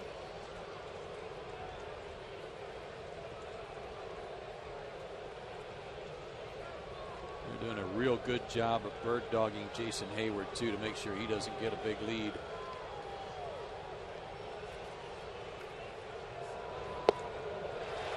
Taken high. What an at bat. 10 pitches and Simmons walks. Impressive at bat for a young kid.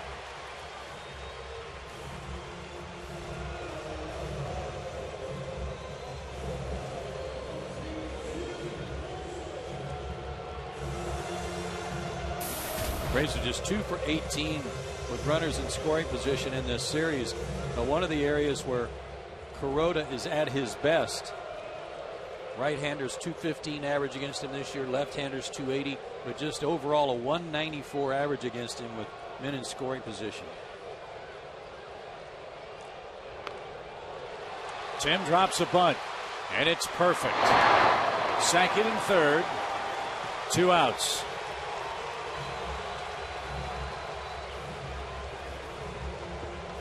It's getting so wet now, guys, that the ball's picking up some mud. Watch this ball after it hits in the ground when it's rolling out there. See that big muddy spot on it? The two-tone baseball getting out to Kuroda before he made the play.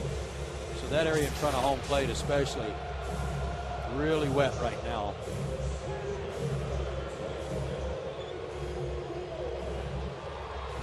The sacrifice scored 1-4. Hayward still at third. Simmons now at second for Michael Bourne. Michael is 0 for 2.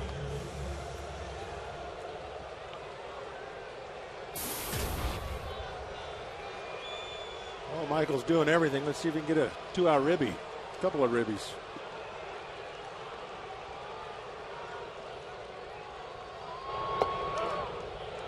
A-Rod's in on the grass thinking Bourne might try to bunt. Instead he took a called strike.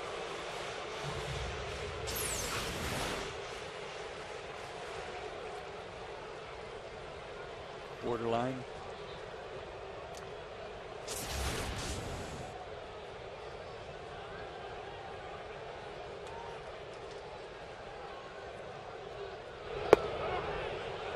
As was that. 0-2. Well, I think that first one might have been a little cutter that came back, but that one wasn't. That was a two-seamer sinker that was not on the plate. That was very generous.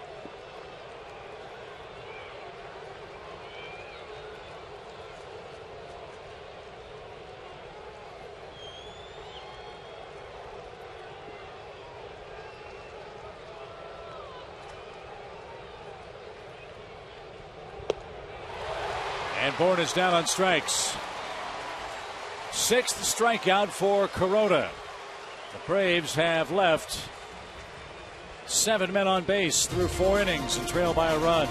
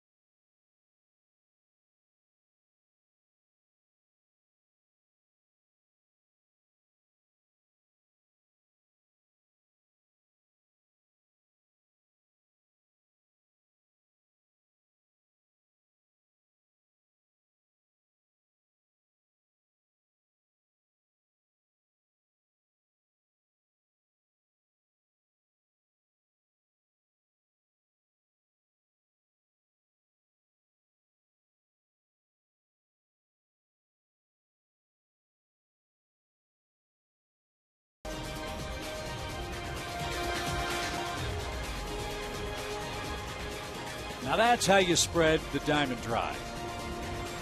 Guys aren't toting bag after bag out on the infield. They put it in that nice big trailer, and Ed Mangan goes to work.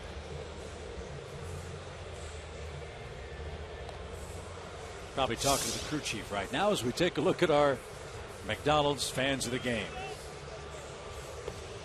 They look like they are high and dry. Some people improvising a little bit. You know, I've heard a lot of fans complaining. I even heard one sports radio host really going off on local fans rooting for the Yankees, wearing their Yankee gear. But you know what? Everywhere we go, and every ballpark, it is stock full of Braves fans wearing their Braves gear and colors and doing the chop. So if that can happen, I understand how it can happen at your home ballpark too, especially with the Yankees. But especially when we go to Houston, when we went to Tampa, when we go to Miami, Cincinnati, huge numbers of Braves fans all across the country that turn out to watch their team play. Frankly, I'm glad Yankees fans, Braves fans, Rays fans, whoever wants to come to the ballpark, I'm thankful for. That's made this series even more entertaining, hearing the Yankees fans start their Let's Go Yankees stuff and the Braves fans trying to drown them out. It's been an electric series, I guess, if you want to put it that way, for the fans in Atlanta. No doubt that there's more energy when the Yankees are in town. There's certainly more attention, and I think the players are into it. There might just be a little sense of pride, especially in the case of a Chipper or McCann, who played with Granderson and Jeter in the World Baseball Classic. They were teammates, you know, a little extra incentive.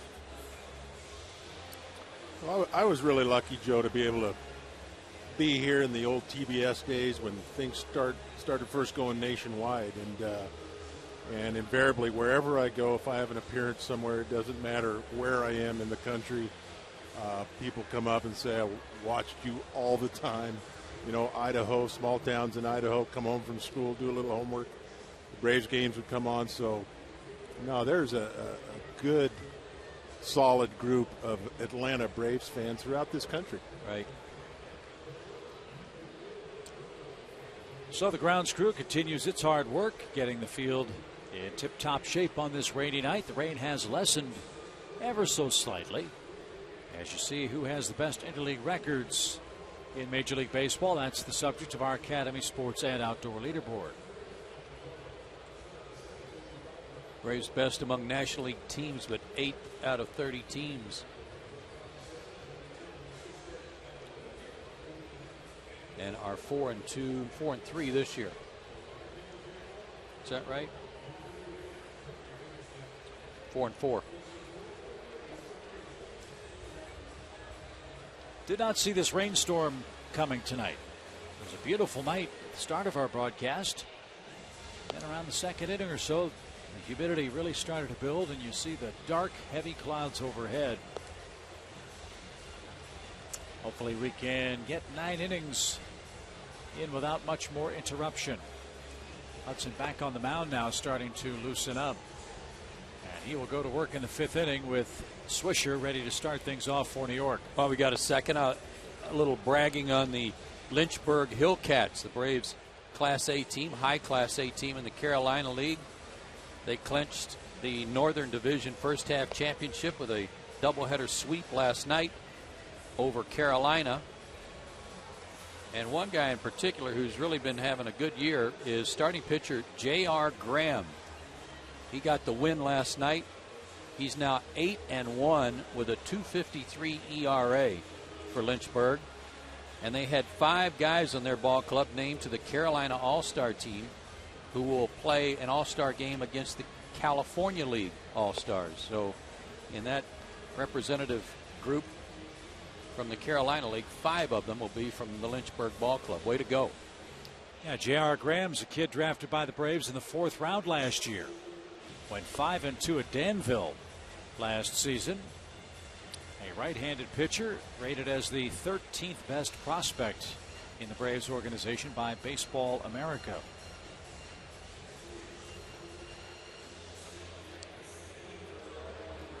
So while we get set for this 5th inning, let's revisit our AT&T Givers trivia question. Who was the last Yankee with a 30-30 season? I'm going to stick with Bernie Williams. Oh boy, I'm going to go with Dave Winfield.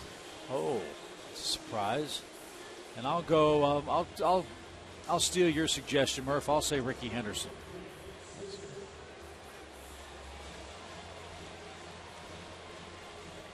How quickly we forget. I forgot he played for him. Right? Yeah. Oh man.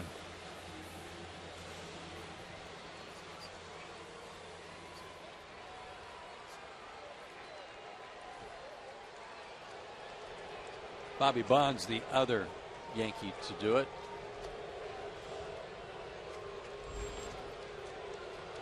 We really need to step it up a notch in interleague trivia. We're not exactly setting it on fire, are we? Here's Swisher to start things off. And Hudson misses outside, ball 1. Tim has struck out 4. He has scattered 4 Yankee hits. 2 of them came in the opening inning, and that's when New York scored the game's only run.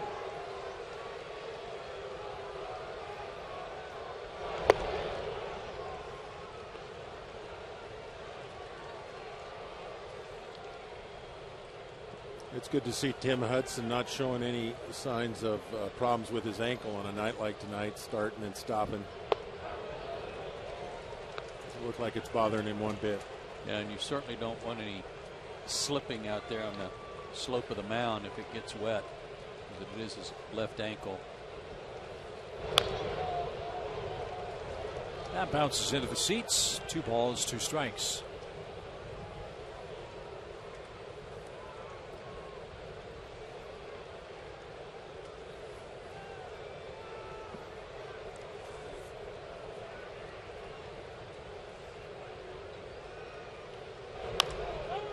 Right side. Hinsky's got it, and he beats Swisher to the bag. 1 out. Another ground ball out for Hudson. He's racking those up. Big weekend coming up with the Orioles. We hope you'll join us for Father's Day this Sunday. You and your whole family can participate in a pregame parade around the field starting at 12:40 from the Hank Aaron ramp. Visit Braves.com/tickets or call 800-745-3000.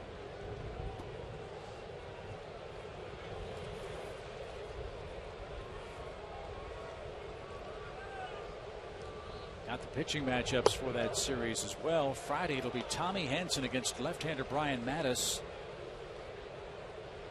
A primetime game on Big Fox at 7:15. Brandon Beachy and Jason Hamill. And then Sunday we wrap up the homestand with Randall Delgado facing left-hander Wai Yin Chen.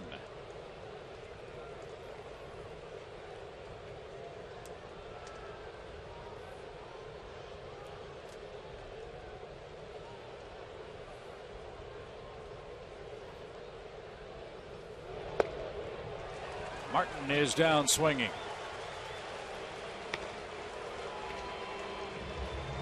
Tim had 31 strikeouts in 54 innings coming in. He has 5 strikeouts tonight.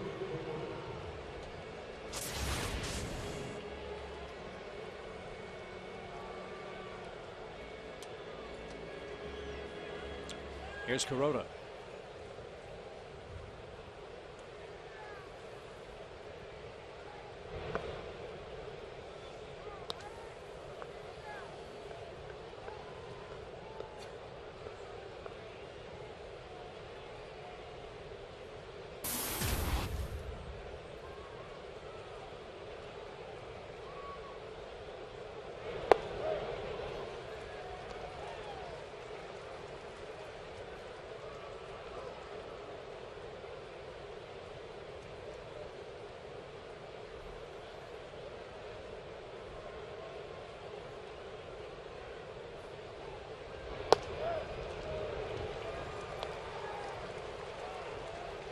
Tim's thrown 84 pitches tonight. 25 of those came in the first inning. So since the opening frame, he's been much more effective, much more economical.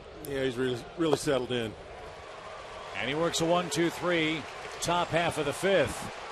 Braves need a run to tie this game up. 2, 3, and 4 coming up.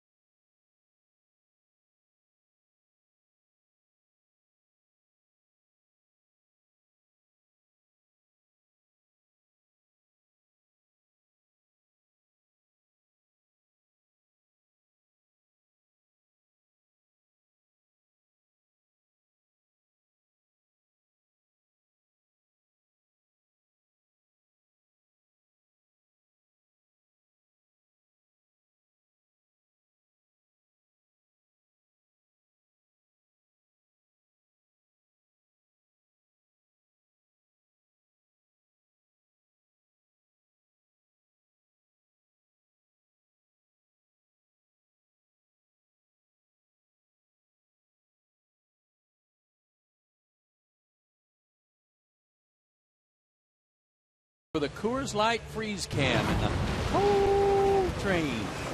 How about this strike him out, throw him out, double play? Nick Swisher trying to steal, and Brian McCann make a better throw than that. Watch this. Freeze it. What's Nick Swisher going to do? There's no place to go. Ball waiting on you. What a great throw by Brian McCann. It looked like he took his time and made a beauty right there. That was the Coors Light freeze can, brought to you by Frost Brewed Coors Light.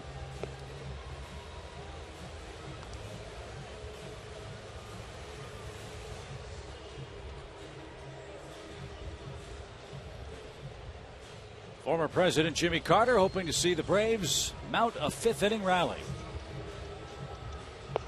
And it's the third time through the order for Hiroki Kuroda, Martin Prado, Brian McCann, and Dan Uggla.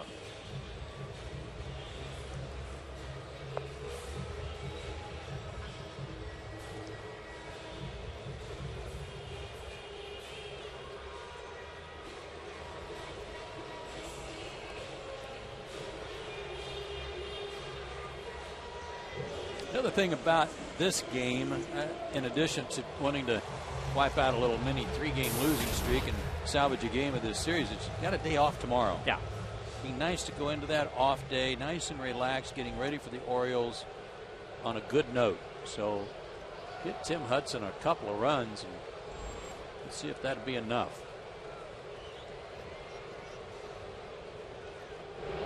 One question fans were asking today as well was, what effect did last night's game have on the ball club? Sure, they were disappointed, but Joe, I didn't sense any collective funk before game 3. Did you? Little flare into center. Prado broke his bat, but another multi-hit game and a good start. No, I didn't. It can't minimize the fact that it was a bad loss. No question. That was awful. But I like what Chipper said. Chipper said, you know what? This game, you got to put it in your rearview mirror. You got to forget about it, move on to the next game, and not let it linger. Yeah, I agree. I think guys that have got to this level have learned how to do that. But you're right. Occasionally, it'll mess you up for a little bit. But if you're playing at this level, you've been through some tough situations individually and on teams that you've been on.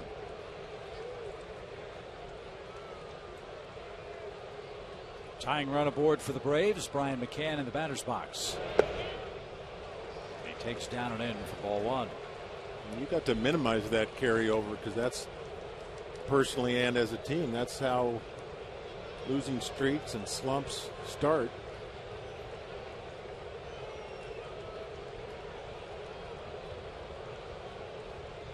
They say the best thing to be a good baseball player is to have a bad memory. Yeah. Or selective memory. Remember the good stuff.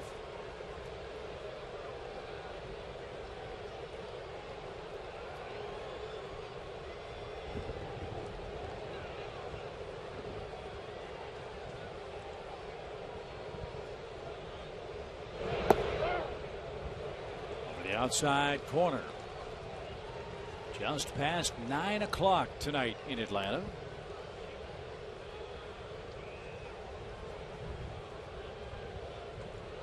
The Yankees scored a first inning run, and Kuroda's made it stand.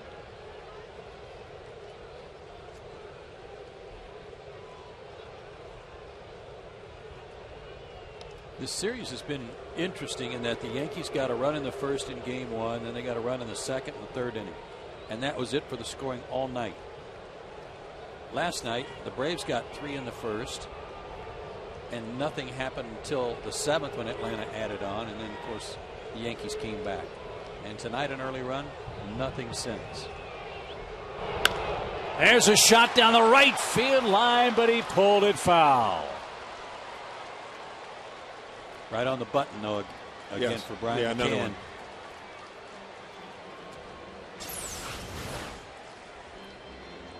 He's about to break loose. Yeah, I agree. You know, we talked about that good throw to second there. Coming into this inning, he looks comfortable at the plate. He looks comfortable behind he looks comfortable hitting, comfortable behind the plate, making some good throws. Kind of went through a stretch where he had some pass balls, getting crossed up. Mm-hmm. Right. It's a real comfortable time for him in all phases of the game.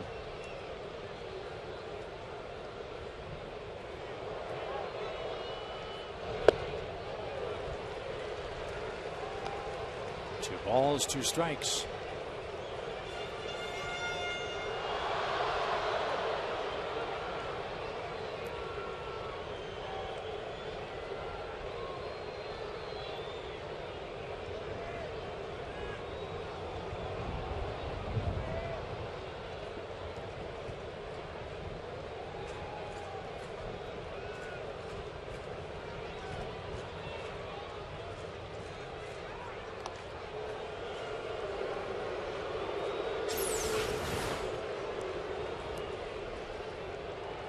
That's a little bit of lightning.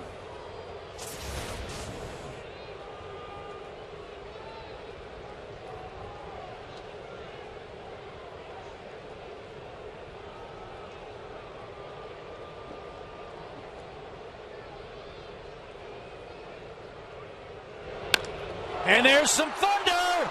Long home run, and the Braves lead.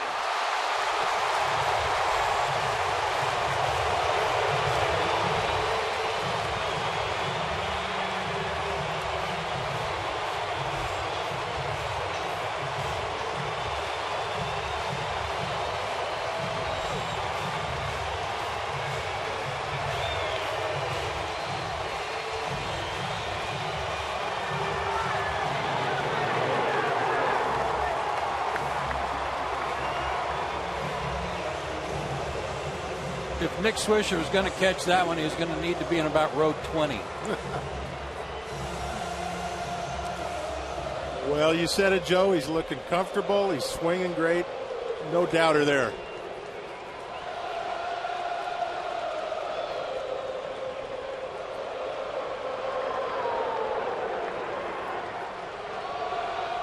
So just like that, the Braves turn the game around on the Yankees. 2-1 is your score for Dan Uggla.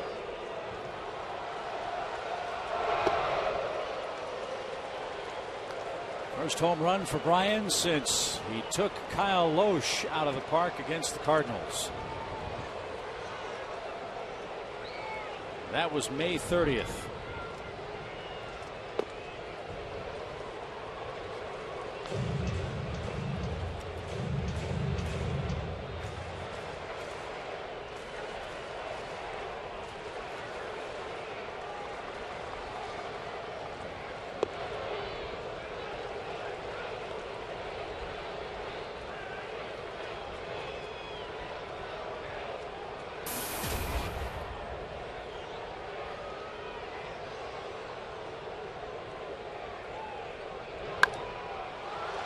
Fly ball to center, but playable for Granderson.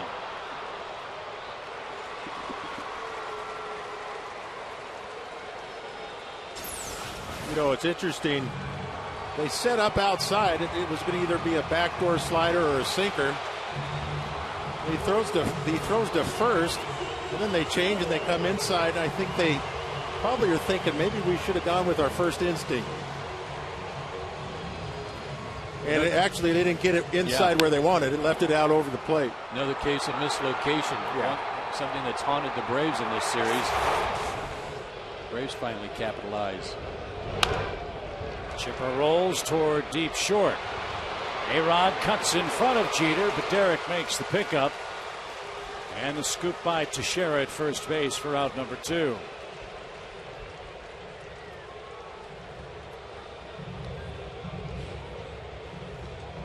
That was a tough play by Jeter. Wet field, muddy baseball, and a big man cutting in front of him at the last instant. Yeah, screened him.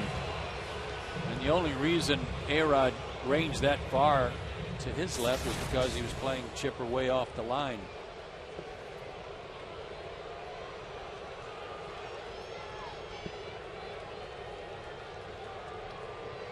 Jason's been on base twice. He's doubled, he's walked.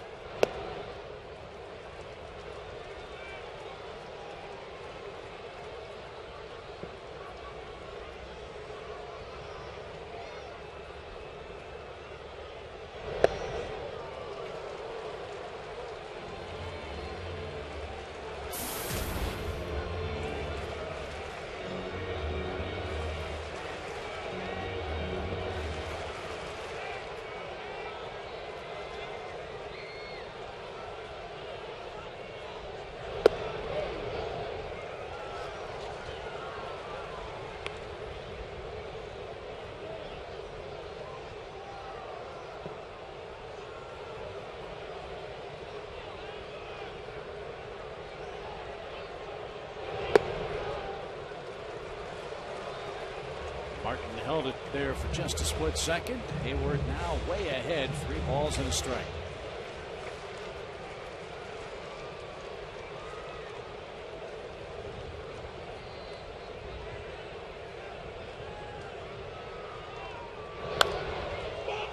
Interesting to see Bryan get right back into catching mode, grabbing the scouting report on the Yankees. They've got the top of the order coming up, and maybe knowing what's happened in this series so far, especially where Jeter's concerned, maybe see if there's something different they want to consider.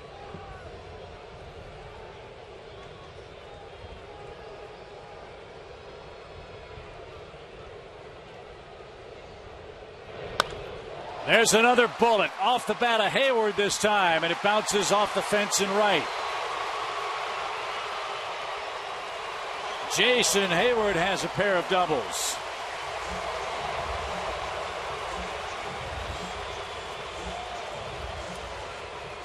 It was a good at bat by Jason. He was frustrated with himself on that 3-1 fastball, was late on it. Looked like they tried to backdoor, but threw it over the middle of the plate. Brought it right back to the barrel of his bat. And Corona's lucky this one stayed in the park. Yes, he is.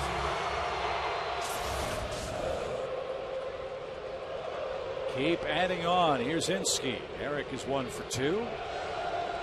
Larry Rothschild goes to the Yankees bullpen phone.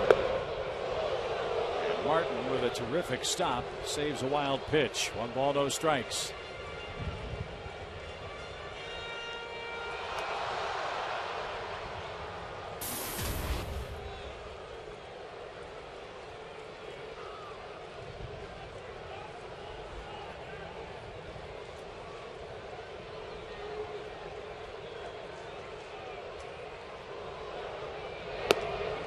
Braves haven't really gotten into their middle relief because Nova went 7 innings, and then all of a sudden you're into their setup men.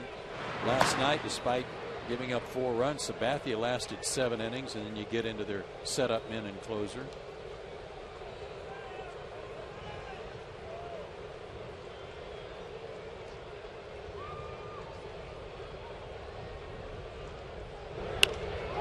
High pop into shallow right. Swisher coming on, calls off Cano, and makes the play to retire the side. Boy, Brian McCann put a charge into a ball in this 5th inning. A 2-run homer gives Atlanta a 1-run lead as we head to the 6th.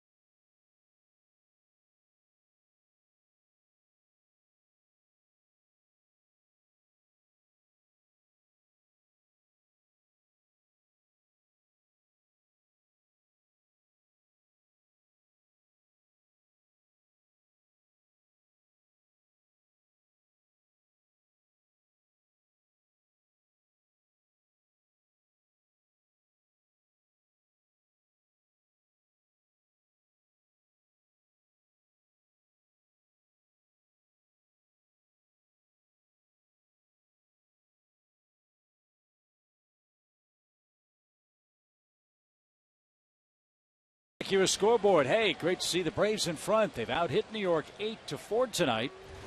Tim Hudson gave up a first-inning run, nothing else, and his battery mate blasted one 388 feet to give Atlanta the lead.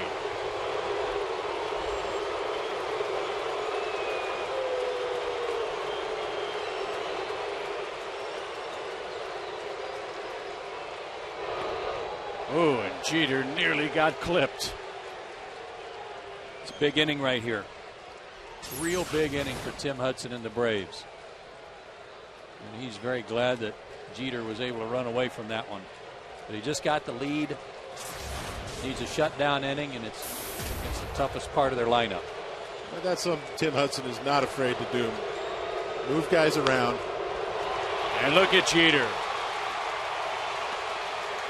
This man has over 3,100 hits, and I'll bet 2,600 of them have gone to right field. At least it seems like it. Amazing. 2 more hits for Derek Jeter, and he represents the tying run. Atlanta leads on a home run from Brian McCann. With that blast, another $14,000 has been raised to support prostate cancer research. To make a donation, call 800-798-CURE or go online to pcf.org.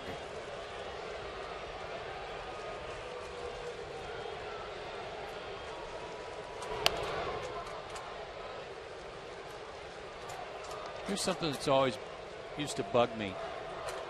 If a right-hander was really good, like Jeter at going to right field, everybody said, man, this guy can really handle the bat. He can go the opposite field, go inside out. Now, if a left-hander did that a lot to left field, then he's just a slap, punch, and Judy hitter. Slow bat? Yeah.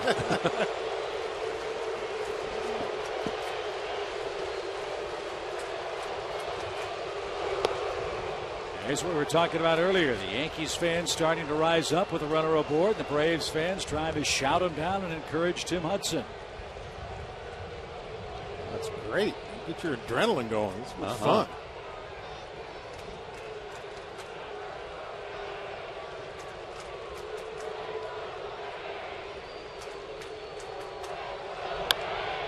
High fly to right. Hayward at the wall. It's gone.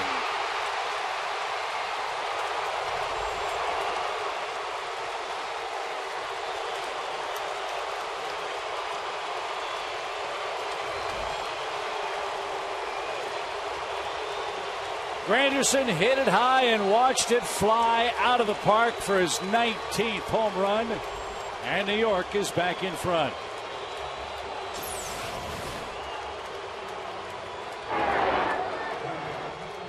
I don't know what that pitch was, but he wasn't supposed to do that. Hung out over the outer third of the plate, and Granderson got it up into the jet stream, which right now is going straight out to right field. Looked like he might have tried to get in with a cutter.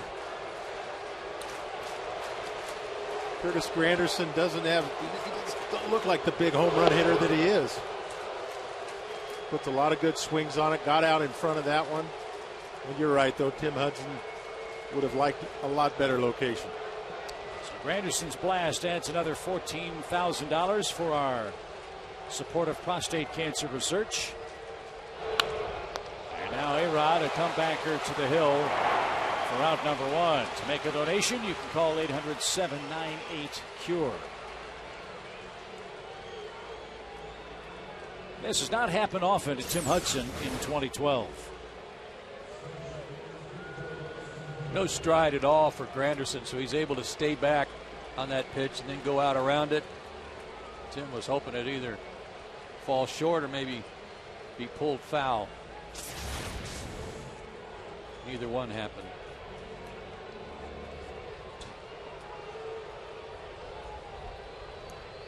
Only the second home run allowed by Hudson this year. Like you said, Joe, got up in that jet stream. Now he misses low to Robinson Cano. 1 ball, no strikes. I think it hit him. That ball hit Cano. Let's see. No. Bounced over his foot and got shaking his foot like he got hit.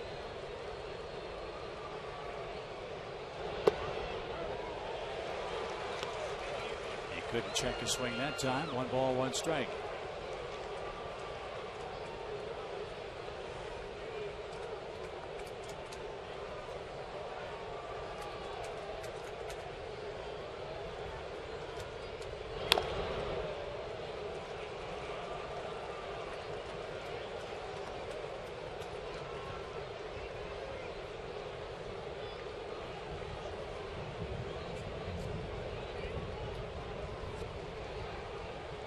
Now the wind really picking up.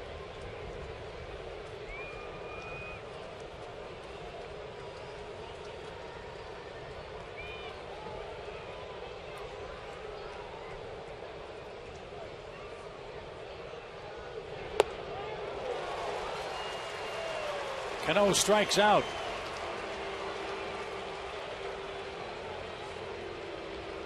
Seventh strikeout for Tim Hudson tonight. The Braves pitchers have done a pretty good job on Cano. I mean, I know he's got a couple of hits.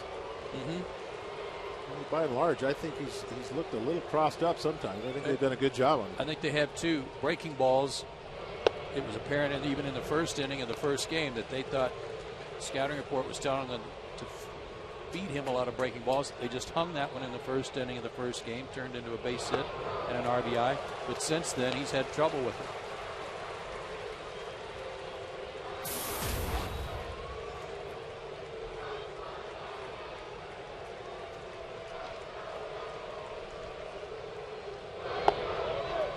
Just missed the corner. 1-2 to Mark Teixeira. He's 1 for 2 in the game.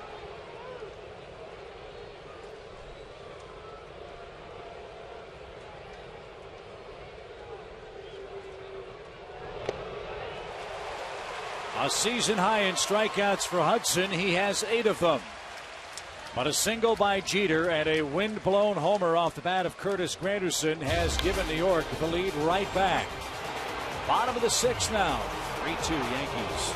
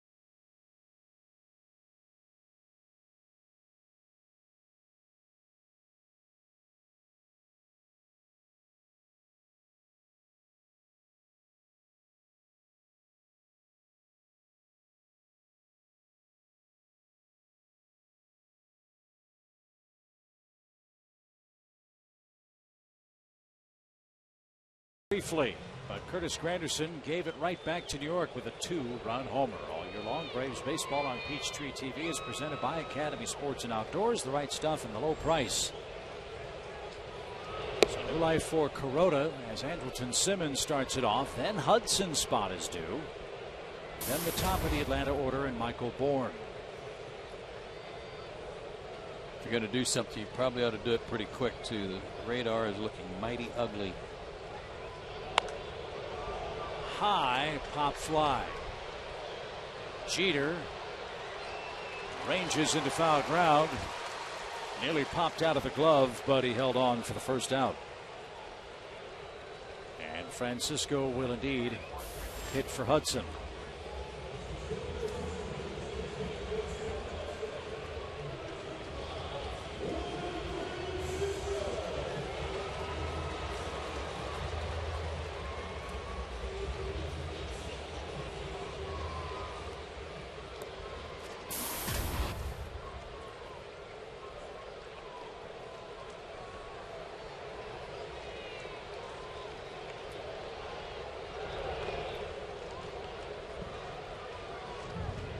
Kuroda now 101 pitches. He has not had an easy time of it. He's had a base runner, at least a base runner, in every inning tonight.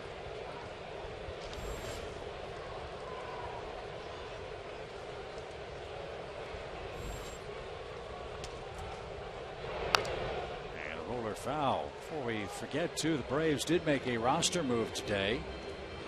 They sent Corey Guerin back to AAA Gwinnett and brought up Anthony Varvaro from the minor leagues. Here's Anthony, who started the year on the disabled list. Suffered a oblique injury in spring training, but was pitching good baseball for Gwinnett after coming back from the DL. Anthony grew up in Staten Island, New York, a huge Yankees fan. Has learned the error of his ways, now rooting and playing for the Braves. 2 outs. Here we are in the 6th inning. Started out throwing 89-91. Last pitch 93. Needed a little extra and had a place to go get it. And elevated both of those to Francisco. He won 103 games in the Japanese league for Hiroshima.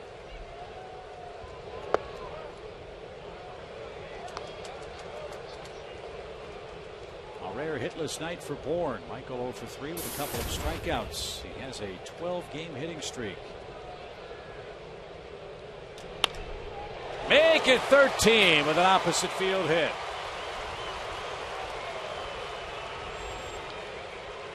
Well, there's that left-handed hitter hitting the ball to left.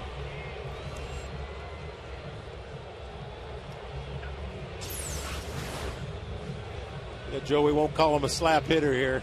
No. Nice inside-out swing. A little frustrated with the strike one call, but hung in there.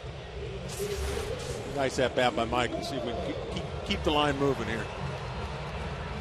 That ties his career highs set last year. Now Martin Prado bats. Prado's 2 for 3.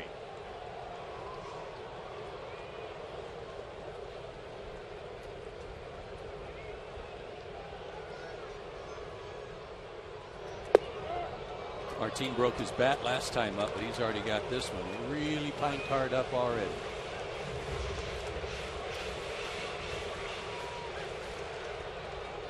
Big league pine-tar job there.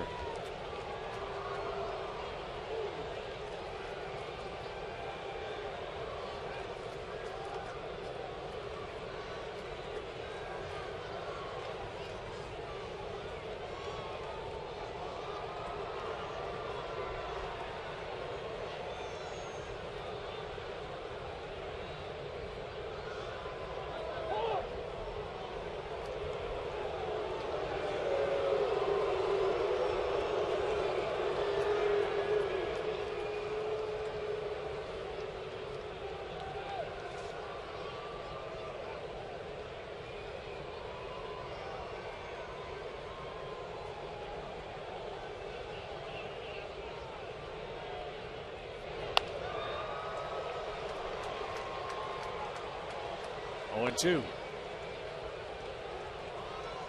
After he stepped off right before that last pitch, and looked like a little stall type tactic. I could hear your dad's voice ringing in my ears.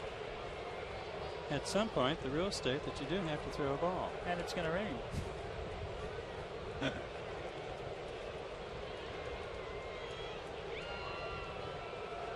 No balls, 2 strikes.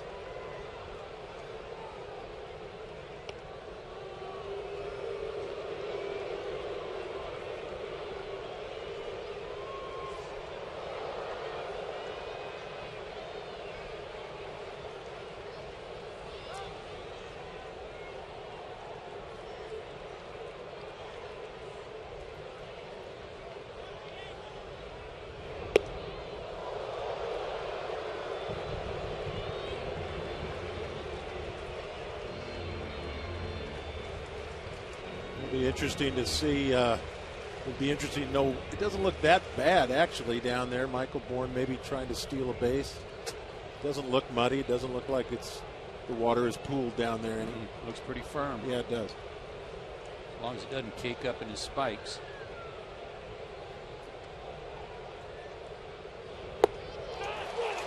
Prado down on strikes. That's 8 for Kuroda. He holds serve and sends this game to inning number 7.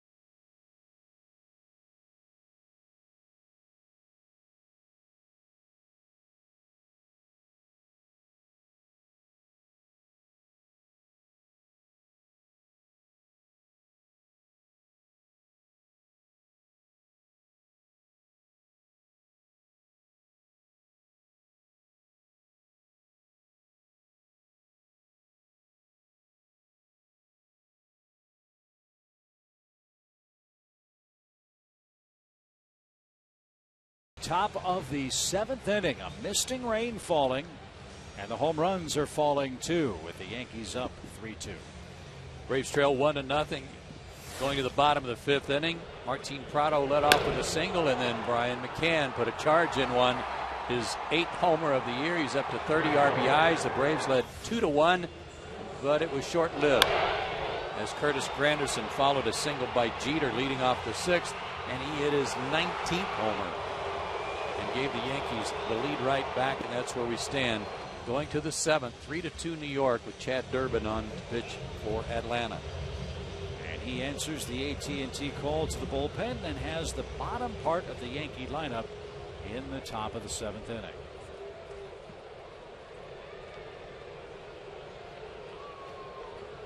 Chad continues to do excellent work.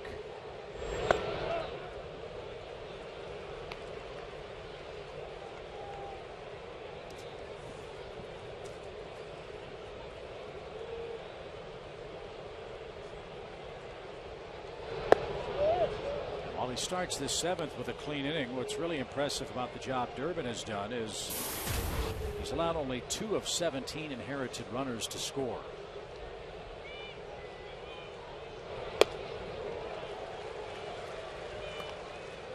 Tim Hudson pitched a really good ball game. 7 days rest, had the cortisone shot to the ankle. He comes back, and really 2 pitches that he'd probably like to have back. The mislocation on A-Rod in the 1st, and again, I'm still not sure what the pitch was to Granderson, but the proverbial cement mixer type pitch that just didn't do much, and Granderson got it.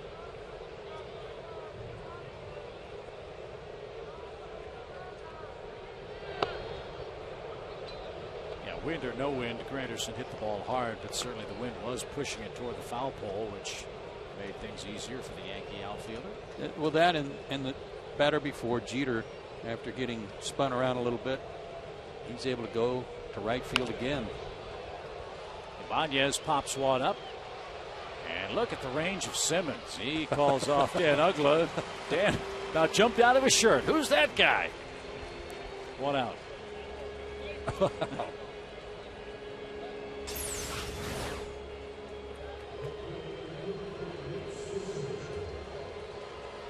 Okay, kid.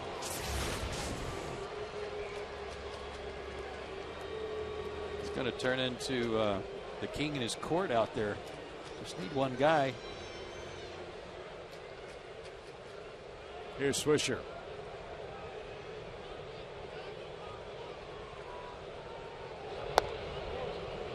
Just watching this man play from a distance, he seems to play a lot like Martin Prado does. A lot of intensity, but a lot of joy.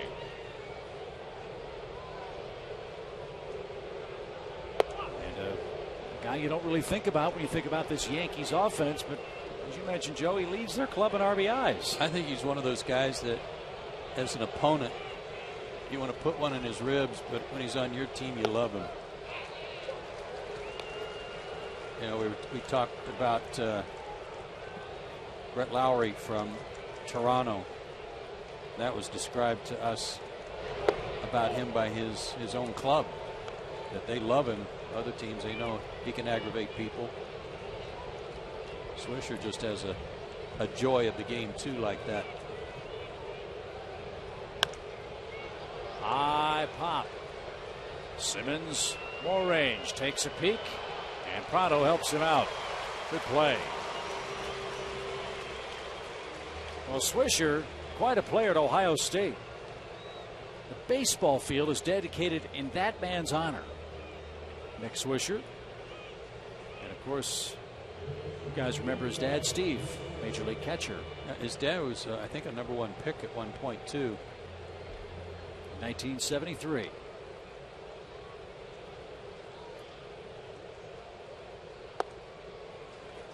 Two quick outs for Durbin. Here's Russell Martin. He has struck out twice in the game, once into a double play.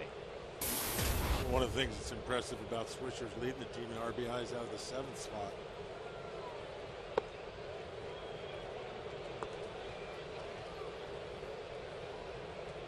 See, with all those big hitters in front of you, there wouldn't be much left.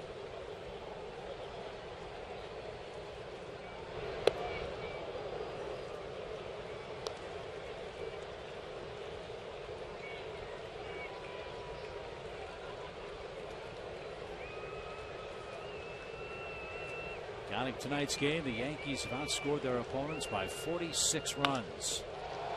As Martin drives one to right, Hayward battles the lights, and the scoreboards on the facing of the upper deck, and he hangs in there and makes the catch to retire the side. Tough play, and Jason sends this game to the stretch.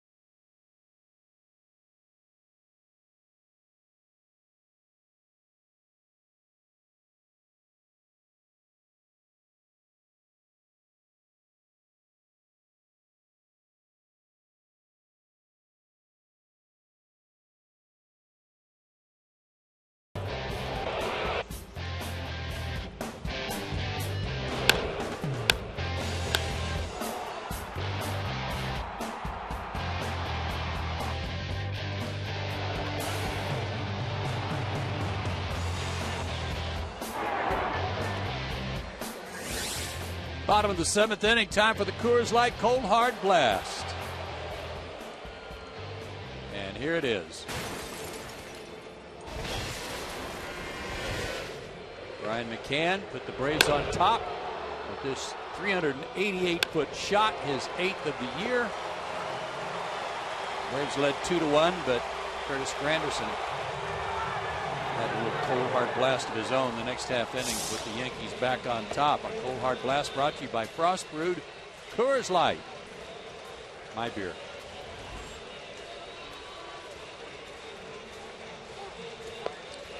Boone Logan takes over for Hiroki Kuroda as the Braves come a-calling in the 7th inning.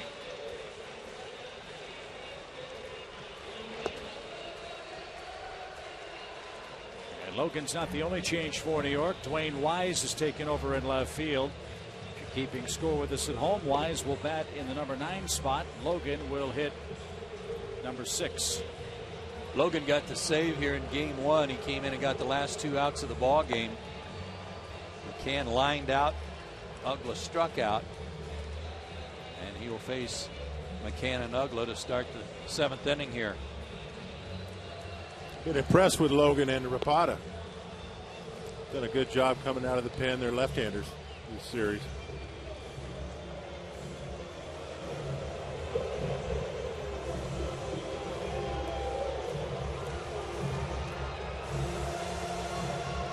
Braves have left at least one runner on base every inning tonight, 9 in all.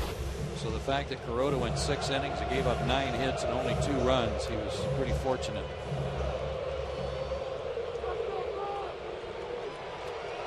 Only a 1-run game with Brian McCann starting it off.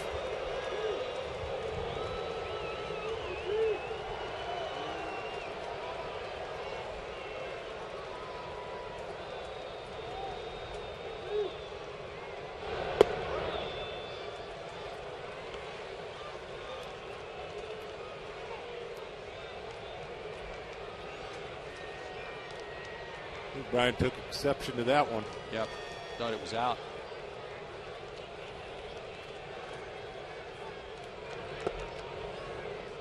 Well, when you get a pitch outside, you try a little further outside. Does a hitter griping like that change a call later on in the game generally? I would say not generally, but it does put that just maybe a hint of doubt in the umpire. I think more than anything, it makes the catcher go back to that same pitch. If he didn't like it, didn't like the call, go back to the same one, and that's what Russell Martin's done. Thrown 3 in a row. Yep.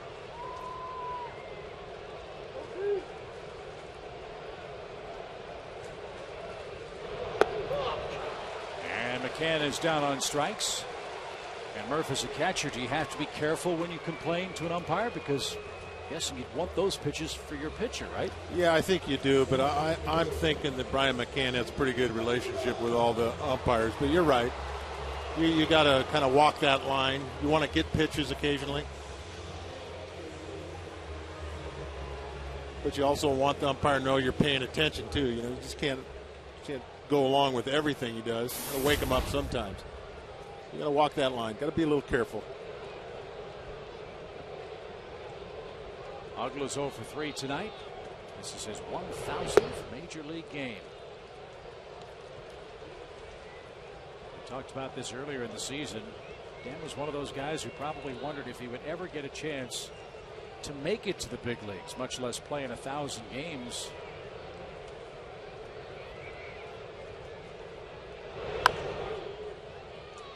Dan first started playing professionally in 2001. Didn't get a sniff of the big leagues until 2006 when the Marlins took him as a Rule 5 player out of the Arizona Diamondbacks organization. What a break-in year for Uggla. Hit 27 home runs that season with the Marlins.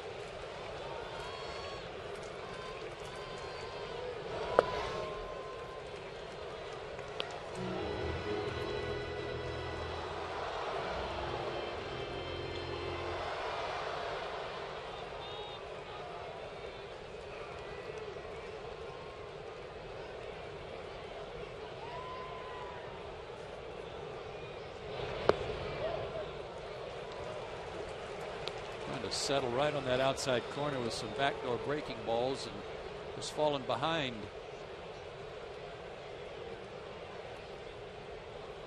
Now where do you go? You want to put the potential tying run on.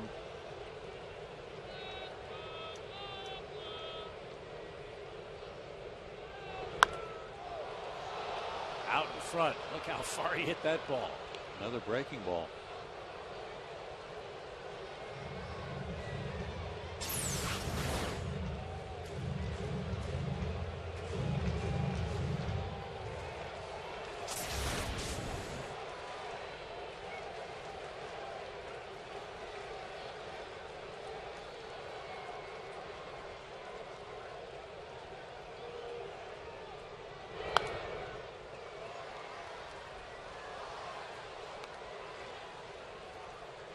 I'm impressed that Dan was still locked in on fastball and fought that off, because after all those breaking balls, it'd be hard not to look for it. 3-2.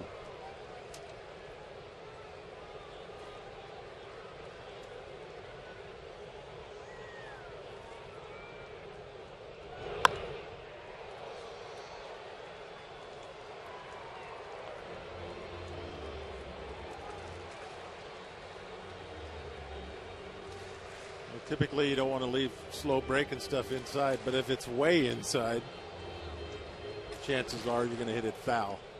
And like you say, what it does, Joe, is it gets him thinking off speed.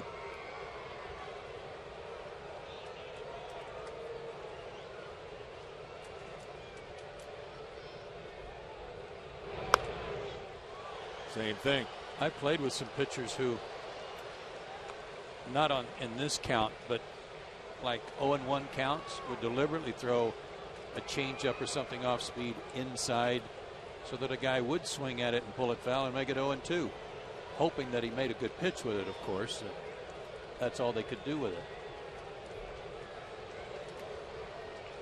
Ninth pitch of the at-bat. same thing. Well, you know, you got to give him credit. He's thrown it at the exact same spot about 4 or 5 times.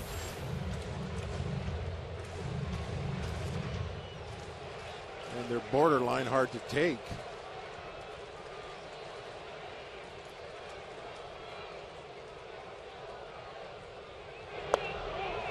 Ogla takes another walk. 10 pitch at bat. Pretty good at bat right there. Sorry, I bet it was. Now Joe Girardi has to do some pondering in the Yankees dugout. Chipper Jones will hit from the right side.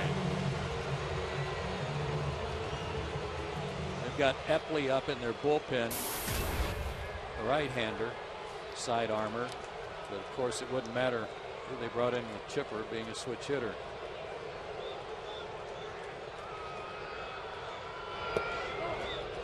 Fewer at bats for Chipper Jones from the right side this year, but far and away this is his best average side.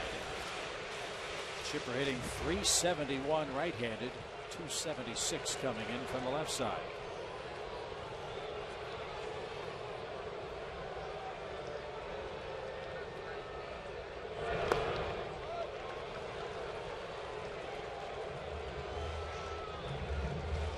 Like I said, the ball was jumping off his bat tonight. First time I've seen that since he came back to the active list. But so far, a comebacker and one off the end of the bat that Jeter made the play on that A-Rod cut in front of him that wasn't hit hard. Just hasn't squared anything up. That was against Kuroda. Yeah, and he had a couple hits last night too, but he didn't square those up either. Right. So maybe this is the time to barrel one, as he says. Well, Chipper's last home run came as a right-handed batter out in Colorado against Reynolds May 4th. He's ahead in the count here, 2 balls and a strike. Two left-handed hitters, Hayward and Hinsky, are due next. He threw a lot of inside slow stuff to Dan Uggla, but it doesn't look like he wants to mess around inside with Chipper. See where this one goes. Now he is. That one pops away. And Uggla moves up 90 feet. Chipper way ahead in the count. That's potentially a big wild pitch. He does walk the potential tying run and wild pitches him to second. Well, most of those off-speed pitches to Dan, as you said, Dale, were down and in, belt tying in. Chipper likes the ball out away from him, especially down and away right-handed. If they go back out there, that might be just what he wants. I've always thought he was a much better hitter right-handed on pitches middle away than he was middle in. Well, 3-1 here. They want to make sure they're on the same page with what they want to do with Jason Hayward up next, lefty.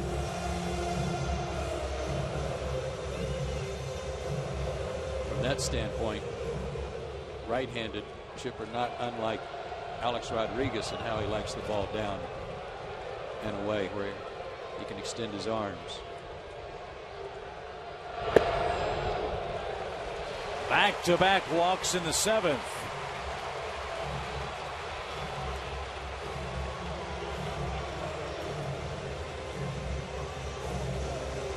Perfect night for Hayward. 2 doubles and a walk. And Larry Rothschild makes his way to the mound in the bottom of the 7th inning.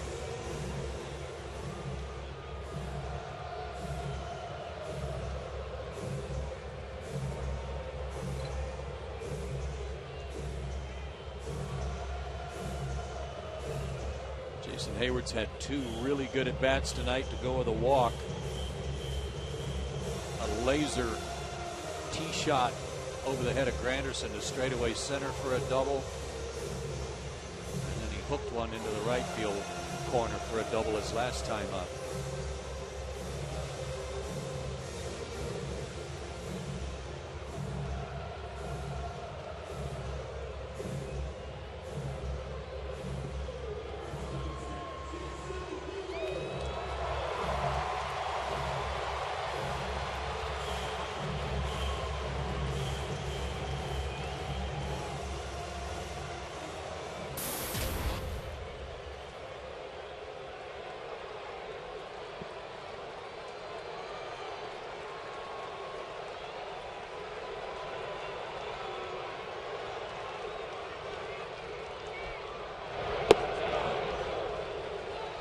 Jason took a strike.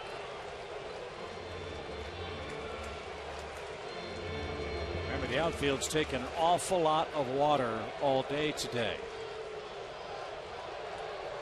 See if Jason can get one through this Yankee infield and force New York to make a great play. It's a bouncing ball to Teixeira. He'll go to second for one. That's all New York gets. They cut down Chipper Jones. Uggla to third. Hayward at first with 2 outs.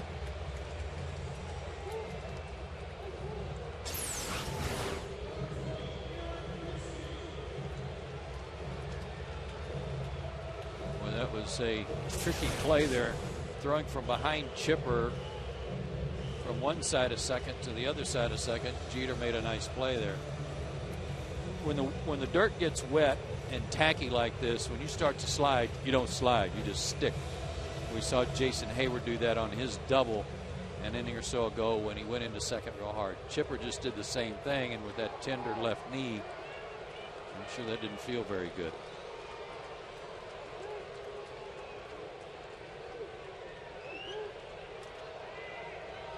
Braves looking for a second big hit tonight. Eric Hinske 1-for-3.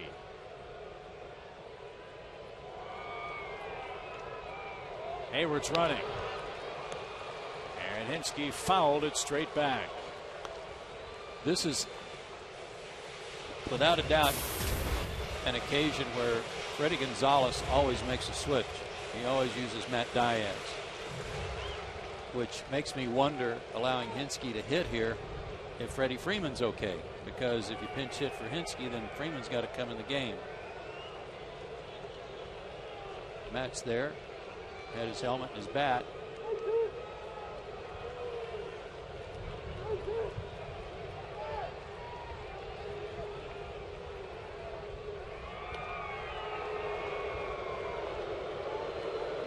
Or you say Freeman, should the lineup get down late for Soriano, the right-handed closer for the Yankees, in the absence of Mariano Rivera. We'll see. No balls and a strike.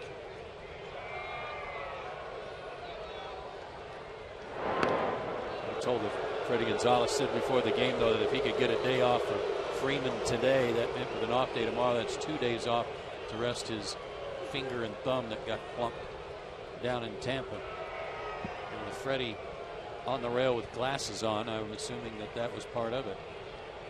There he goes down in the tunnel. We'll see if he comes back with contacts on.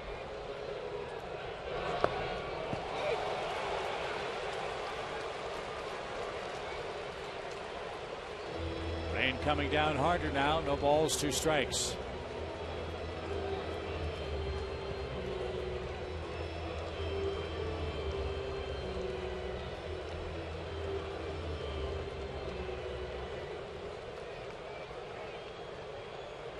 Big drops.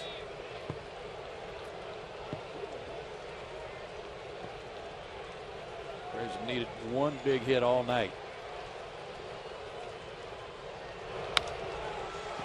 High fly ball, shallow center.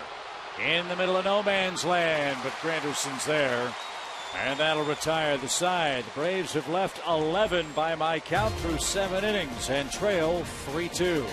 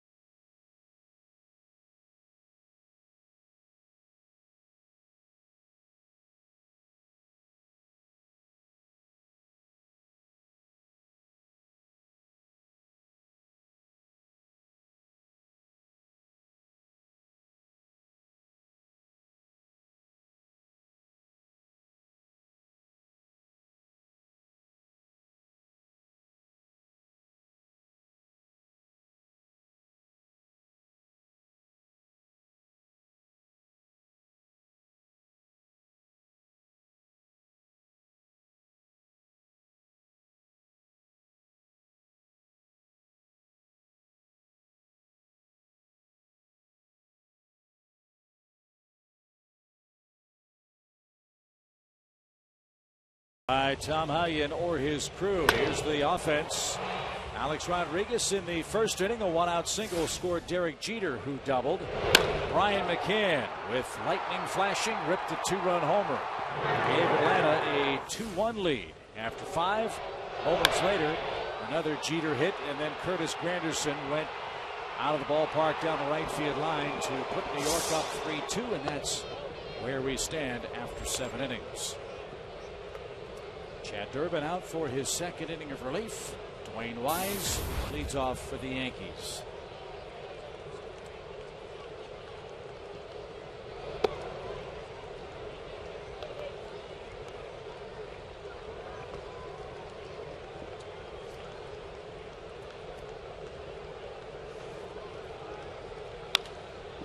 And he leads off the 8th with a hit.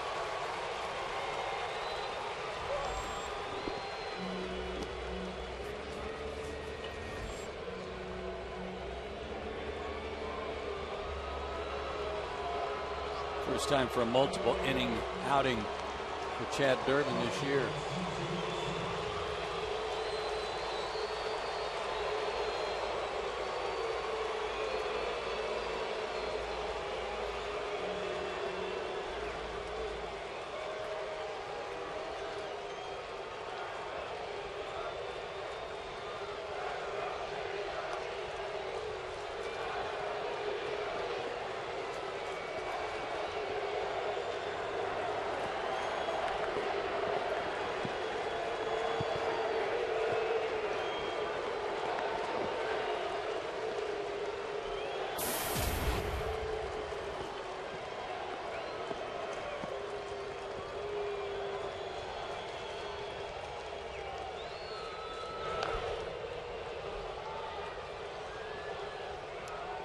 Chipper's going to send him a very nasty note if he keeps doing that.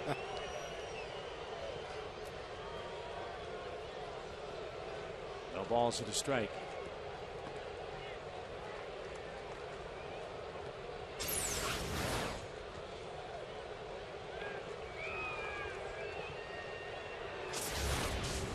Well, with as much water's on the field, that's going to be an interesting throw, too, for Chipper if he has to come in and barehanded.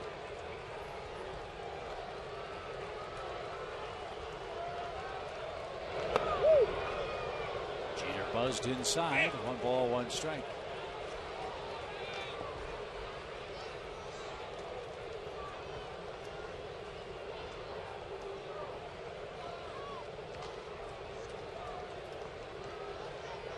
Jeter 13 hits away from a 13th place tie on the all-time hit list with Cal Ripken Jr. He's already passed Dave Winfield, Tony Gwynn, Robin Yount, Paul Wainer, and George Brett this season.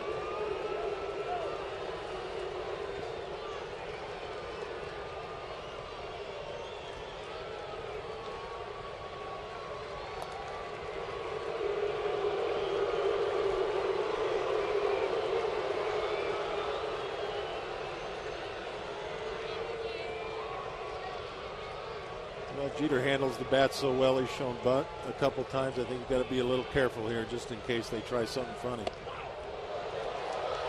Hit and run, I guess not. I thought he was going at first, but he didn't. Yeah, I thought out of the corner of my eye he was running too.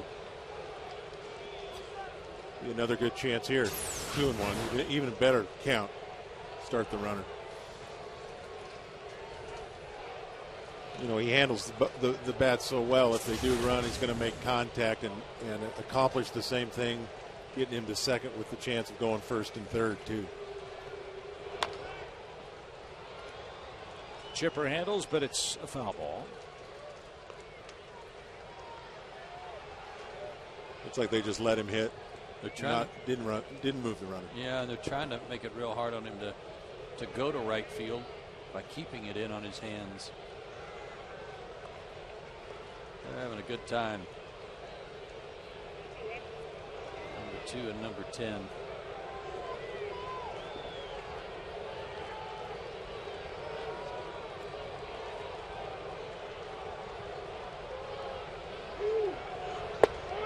Inside corner. Jeter didn't think so. See, I'm telling you, They don't get rung up much, and when it happens, they're not happy about it. That looked like a great pitch because it made him flinch. He threw the breaking ball right at him.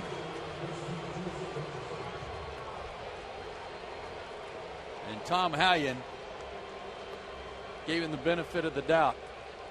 Well, like you said, Joe, they worked him in, and then threw a little ball that came right back over. Good pitch by Durbin. Yeah, it was. Good call.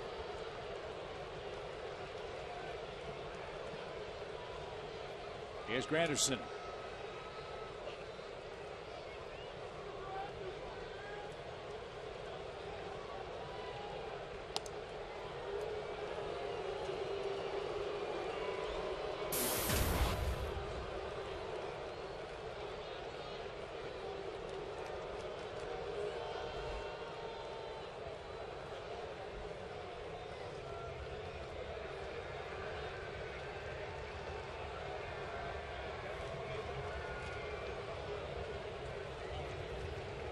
Must be getting a little sticky out there. McCann was cleaning his spikes off, and so did Simmons come running in to do the same.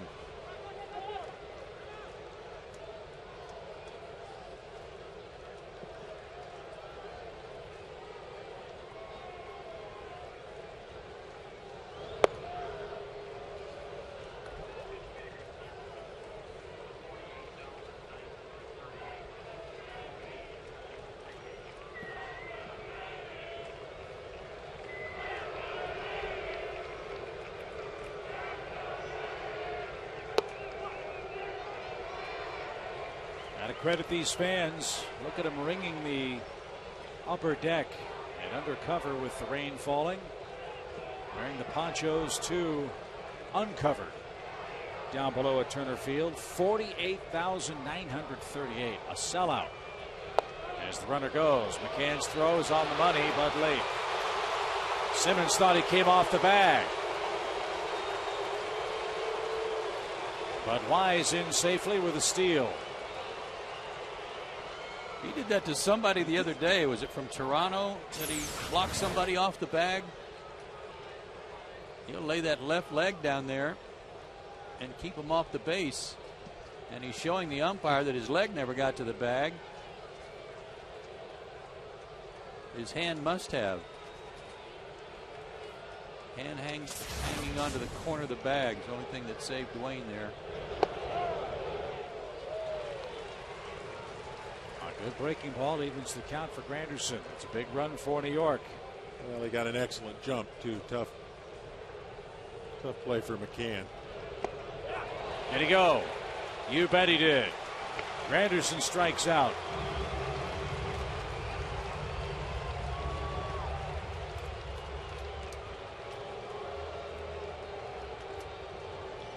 See what they do with A-Rod here in a base open. Left-handed hitter on deck. Got Venners in the bullpen. And Barbaro.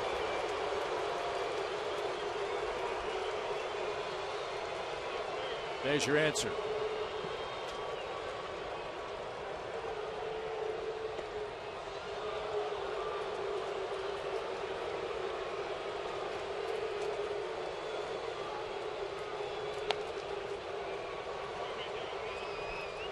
Did you ever get a pitch that you really wanted to swing at when they were intentionally walking you? Yeah, I did it once in winter ball. Did you? Off of Pedro Borbon. Well, they were walking me, and he threw the first one, and I said to myself, man, I could have hit that ball. So I moved up on the plate. I said, if it comes close, there's a guy on second. I said, well, you know, they're walking. They might as well. I had a ground ball to second. Pedro Borbon was not happy with me.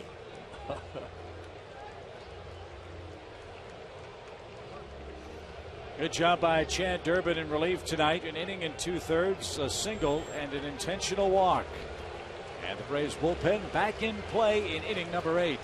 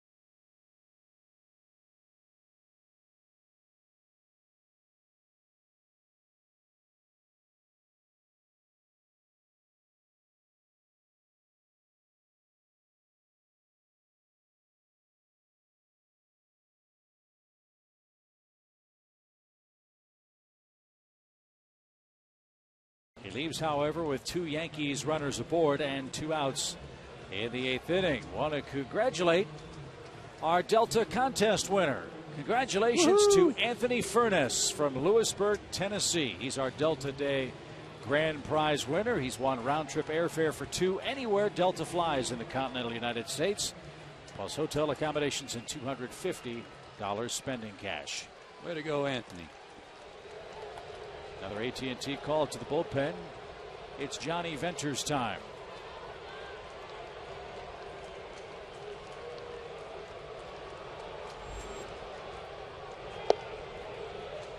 Chance for him to go out there and try to put last night behind him.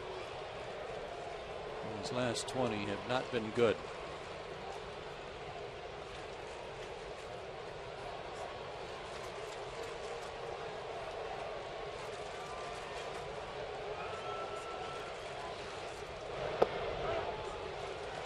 There's a strike.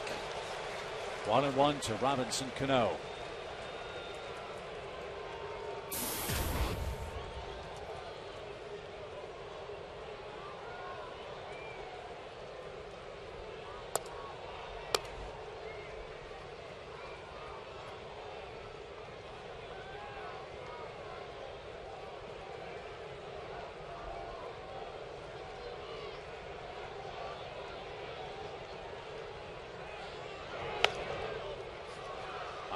Pop fly, foul, and out of play.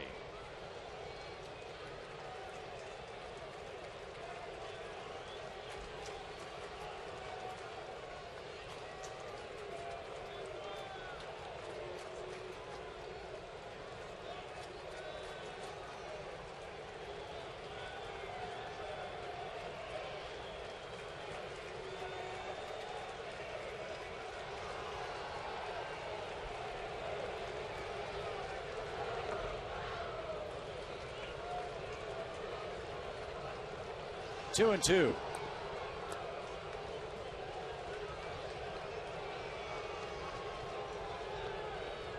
We talked about Canoa's last time up about steady diet of breaking balls in this series, but 2-2 here. I'd like to see him go upstairs out of the zone with a fastball and see if he'd chase. Air one out. Tipped and caught. And Venter's back on the beam. He strikes out Cano to end the Yankees' 8th inning. Still a 3-2 game. Andrelton Simmons goes to work first.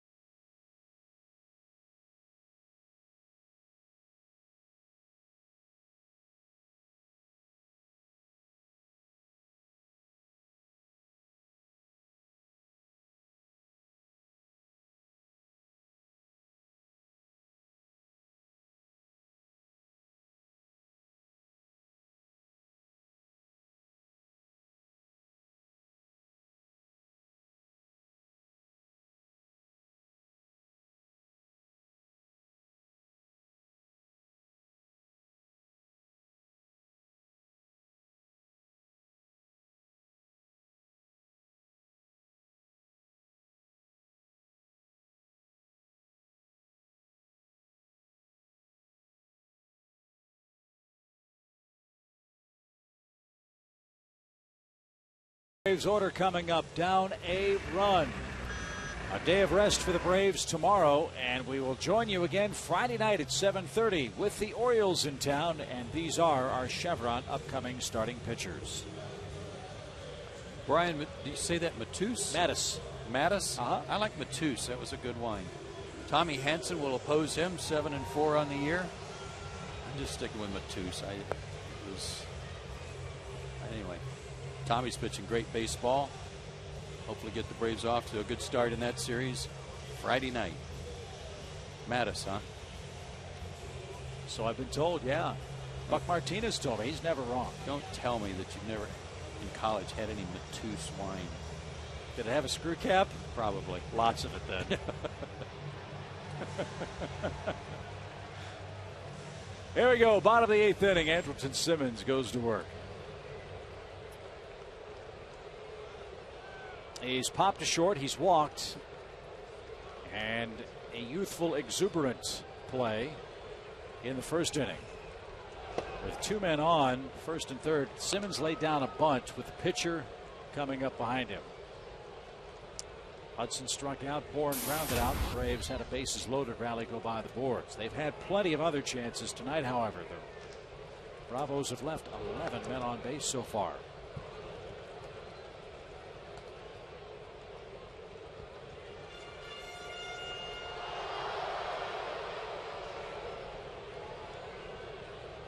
He's their right-handed version of Rapata.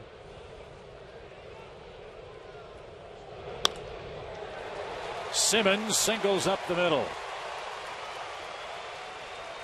Big turnaround first. He almost spun out at the bag. There's the tying run.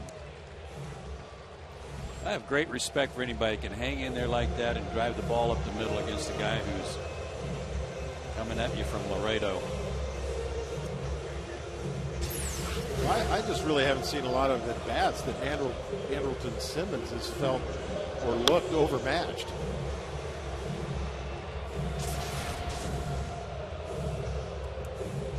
And I still refer to that one at-bat where he took one right off the arm. He can't be feeling that good right now. Bunt situation. Jack Wilson called on to pinch hit.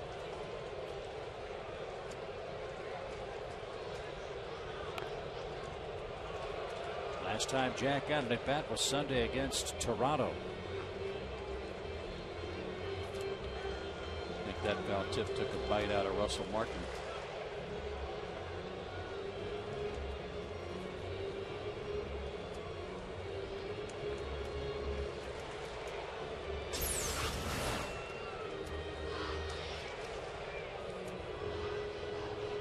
Bounced up and got him on the arm.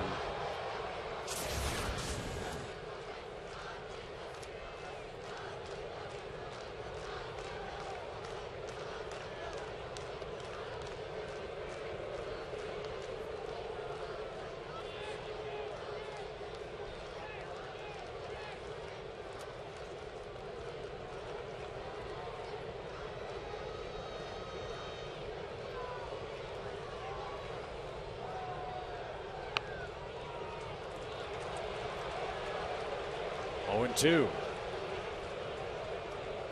With Andrelton Simmons coming up and playing so well defensively, and the spark the kid's given Atlanta offensively, at-bats and playing time have really been limited for Jack Wilson. This is only his 3rd plate appearance this month. He's called on in a real tough spot, trying to bunt against a tough right-hander, Epley. See if it's still on with 2 strikes.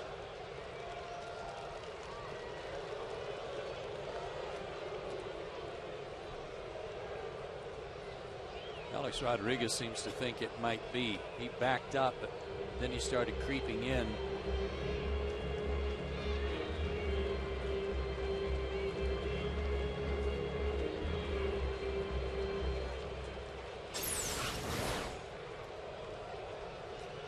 he's going to stay in.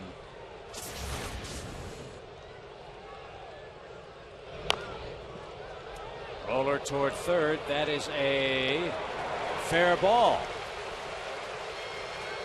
So Wilson doesn't bunt, but a swinging bunt just as effective. Simmons to second with 1 out.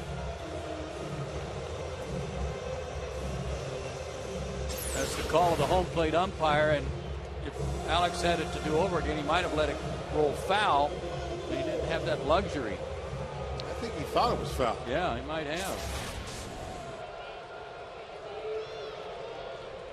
He was looking in the dugout saying that was foul. Tying run at second. One out for Bourne. Michael extended his hitting streak to 13 games with a 6th inning single. And a broken bat roller toward Jeter. He'll put that in his pocket.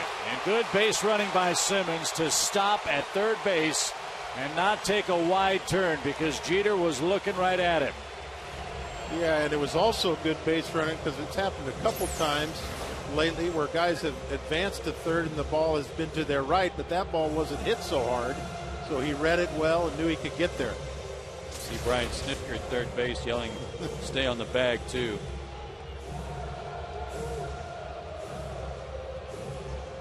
So another opportunity for Atlanta, still looking. Well, they got the 2-run homer from McCann to put them on top, but with 11 men having been left on base tonight, they've had a ton of other opportunities. 2 for 12 with runners in scoring position tonight. One of those was the bunt single by Simmons with the runner at third.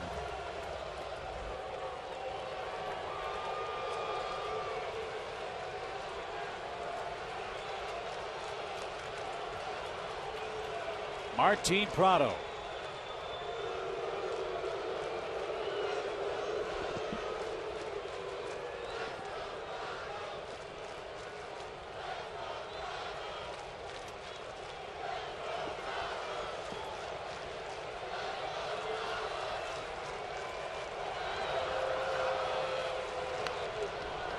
The bunt is foul, and Simmons was charging in from third. Safety squeeze, though. He wasn't coming until the ball got to the plate and made contact, was he? Yeah, he was waiting. Yeah, you're right, Joe.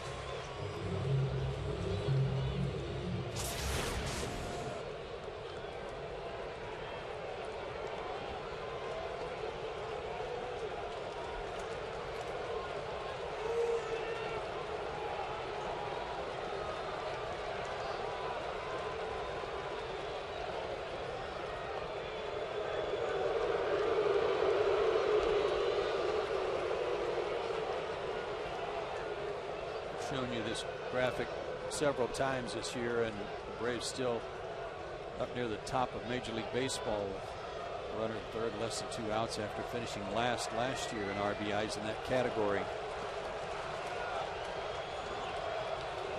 Very nearly a walk. Didn't really step toward first. He did enough.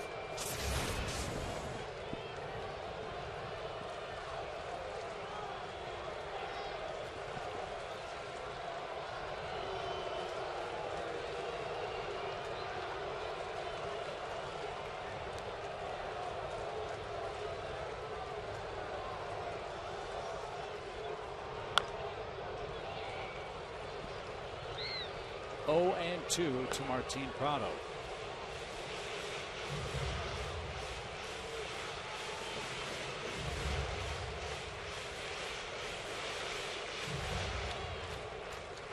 Well, I'm thinking sometime in this at bat, Michael Bourne has got to be moving to stay out of a double play, not necessarily to steal the base. That would be an added bonus if it happens, but we've got to stay out of a double play here. He holds, ground ball to Jeter. Cano the turn.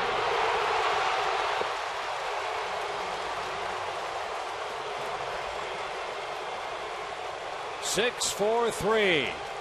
And the Braves are doubled up and out of luck in inning number 8. Yankees still lead 3-2.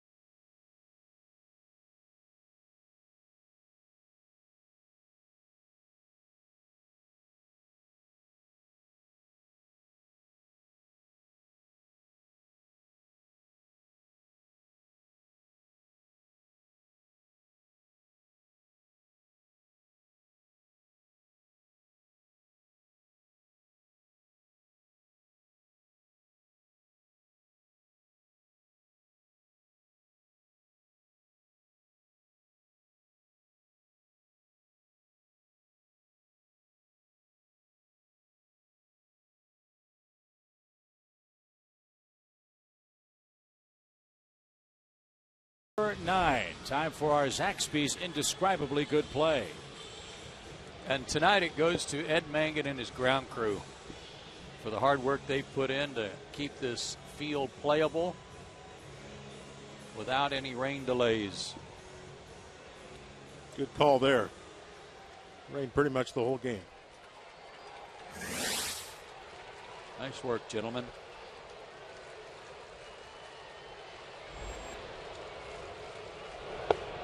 So Mark Teixeira starts things for the Yankees. Craig Kimbrell on his bobblehead night answers the call in the 9th inning.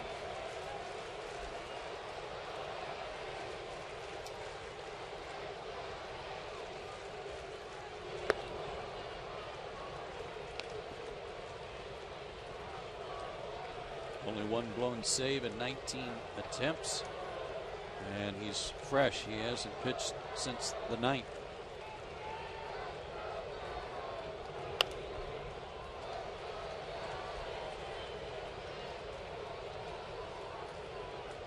Well, we'll file all of these pitches, these plays, these hits away, and we'll be right back at the Yankees next Monday. This time it'll be at the stadium in New York. 3-game series with George Girardi's club as Teixeira is caught looking. He strikes out for the second time. 12 Yankees have struck out tonight. Big slider. Mark didn't like the call. Did look a little high, but that call went the Braves' way.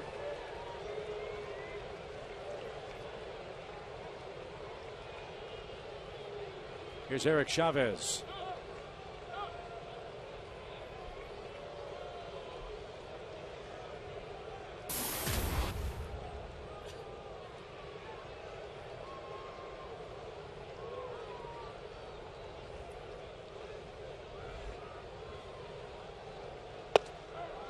Chavez, a former #1 pick by Oakland back in 1996. This guy was as good as it got defensively in the American League. Won 6 straight Gold Glove awards from 2001 to 2006.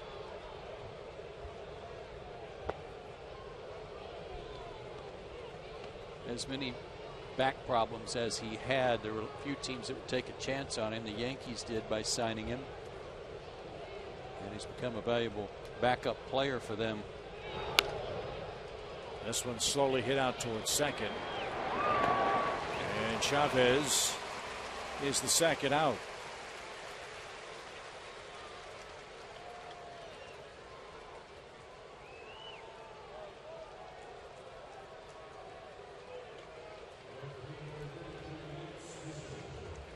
Here's a fun matchup. Swisher versus Kimbrell.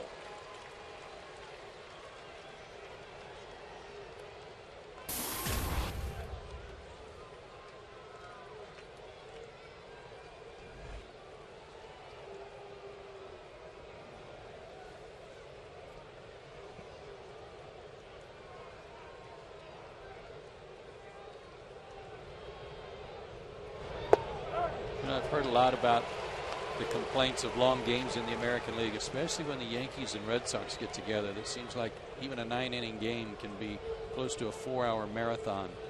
And people say all the time, what do you do to speed things up?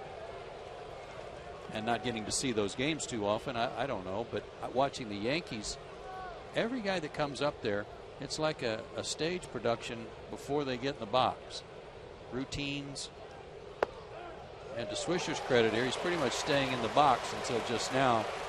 But it's all the build-up. It's all the lead-in.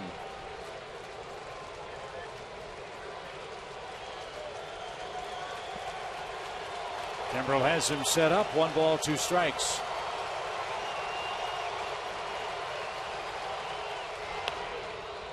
I think a lot of it, Joe's television.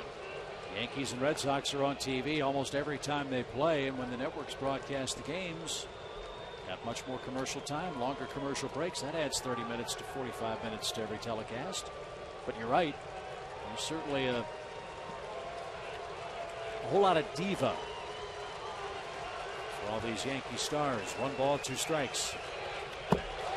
That swung on and missed, and the ball ricochets back between the legs of McCann off the backstop. No chance to field it and throw out Swisher, and the inning continues for New York. Well, I think on a typical night that ball would have bounced right up into Brian's chest protector. I think with this mud, did it hit the plate? Maybe it hit the plate and scooted. Well, expecting it to come back is one thing, and I think you're right, Dale. I think it did hit the plate, but you don't expect it to come back that fast where you can't even react to it coming back to you. How often have you seen that come back that fast where the pitcher almost had the play? Yeah.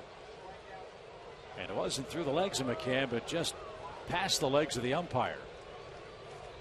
Brian couldn't corral it either. On the ricochet, I'm speaking of. Oh, coming back. But yeah. on the ricochet. Well, and also it was a breaking ball. You don't usually see breaking balls come back that fast off the backstop. Shows how hard Craig Kimbrell throws his breaking ball.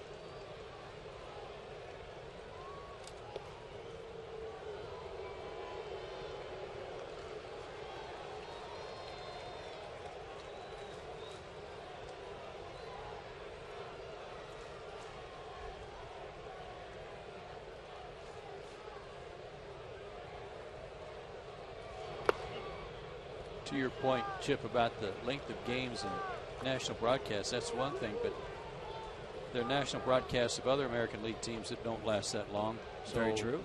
You can't hang it all on breaks between innings and national broadcasts when the Yankees and Red Sox get together. It is a four corners effort.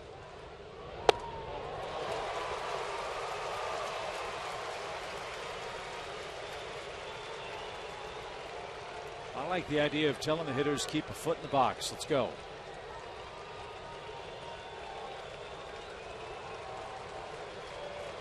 Putting a clock on the pitchers. Warn them if they go past 10 seconds or something. Martin is down swinging. Kimbrell strikes out the side. And in the bottom of the ninth inning, McCann, Uggla, and Chipper coming up. One-run game.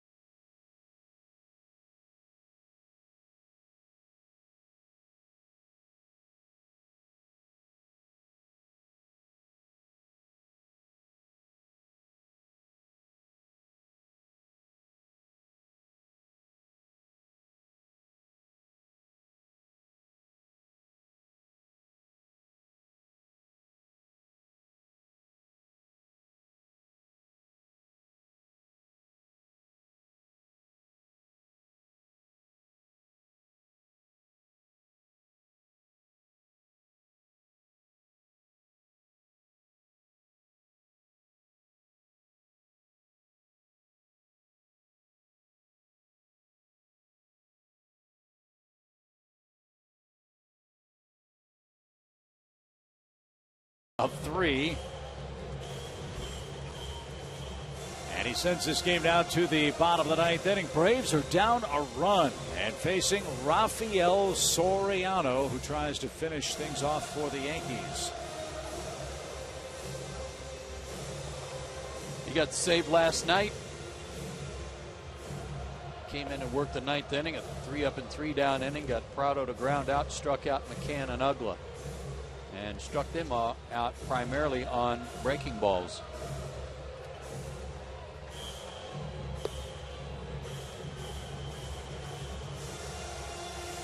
Soriano converted his first 9 save opportunities to start the year, the longest stretch by a Yankees pitcher other than Mariano Rivera since 1989, when Lee Guterman was 13 for 13.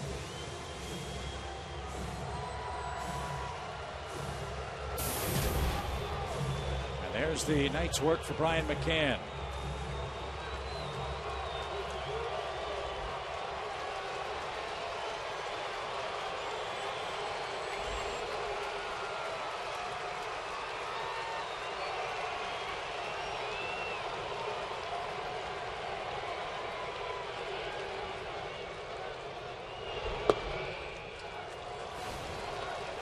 Brian McCann is 2-run homer with nobody out in the 5th. Put the Braves on top momentarily. His 8th of the year. That was in the 5th.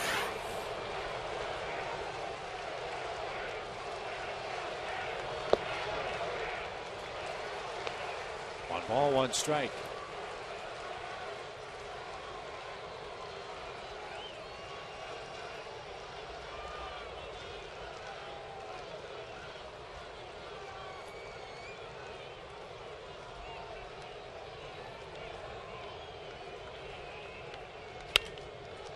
Jeter had McCann played perfectly.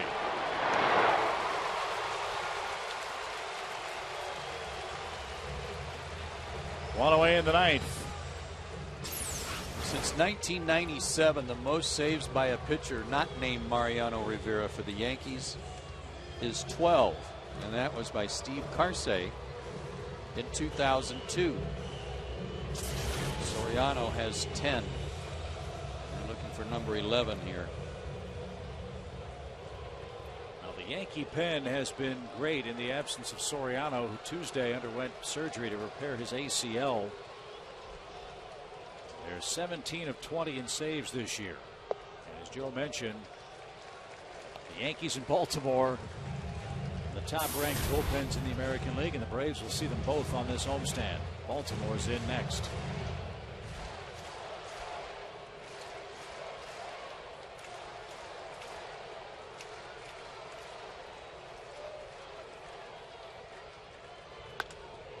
Fly ball to right. The wind shifts. It's blowing in now. And Ugla's out number 2. Yeah, I think Dan wishes he had another swing at this one.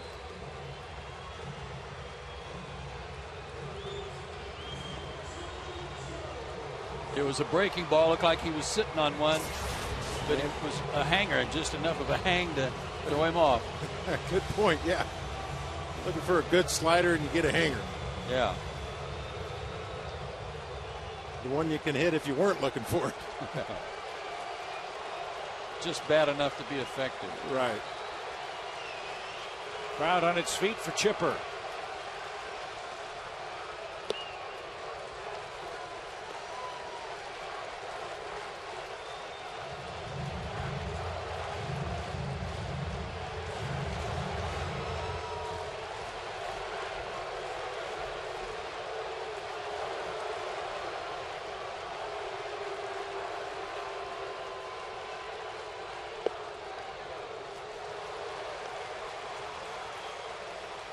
I don't remember him throwing a fastball in 2 nights. Maybe he has. I just don't remember.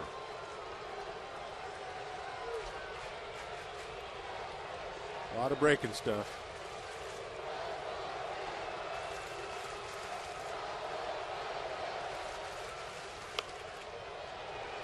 Now the Braves down to their final strike. 92 in that one.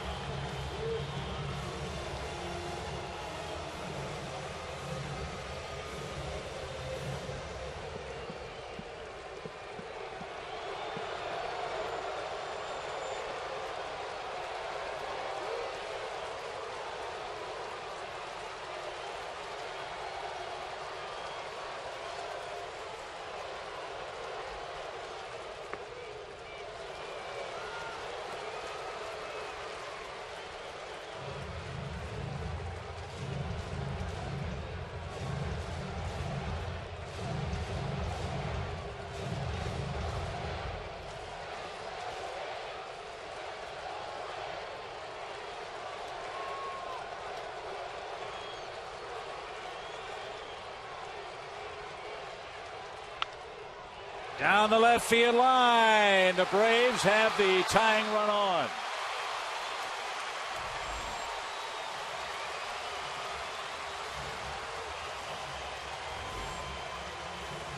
What an at bat by Chipper, hitting the backdoor breaking ball.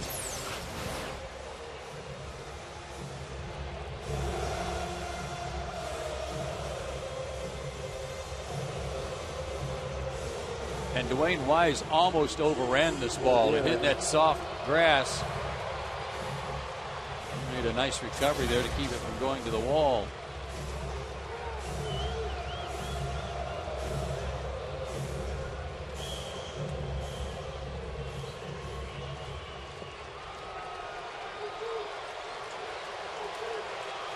Hayward could win it with one swing. And he didn't like that inside corner call.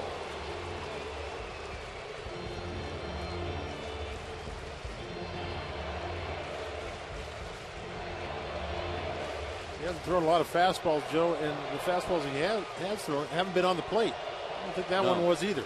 No.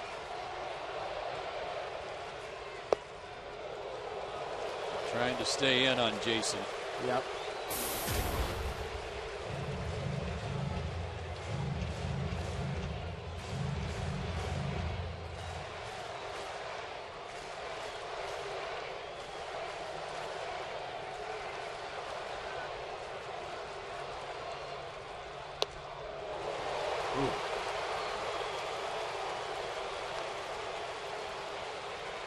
Plenty of fastballs to Hayward.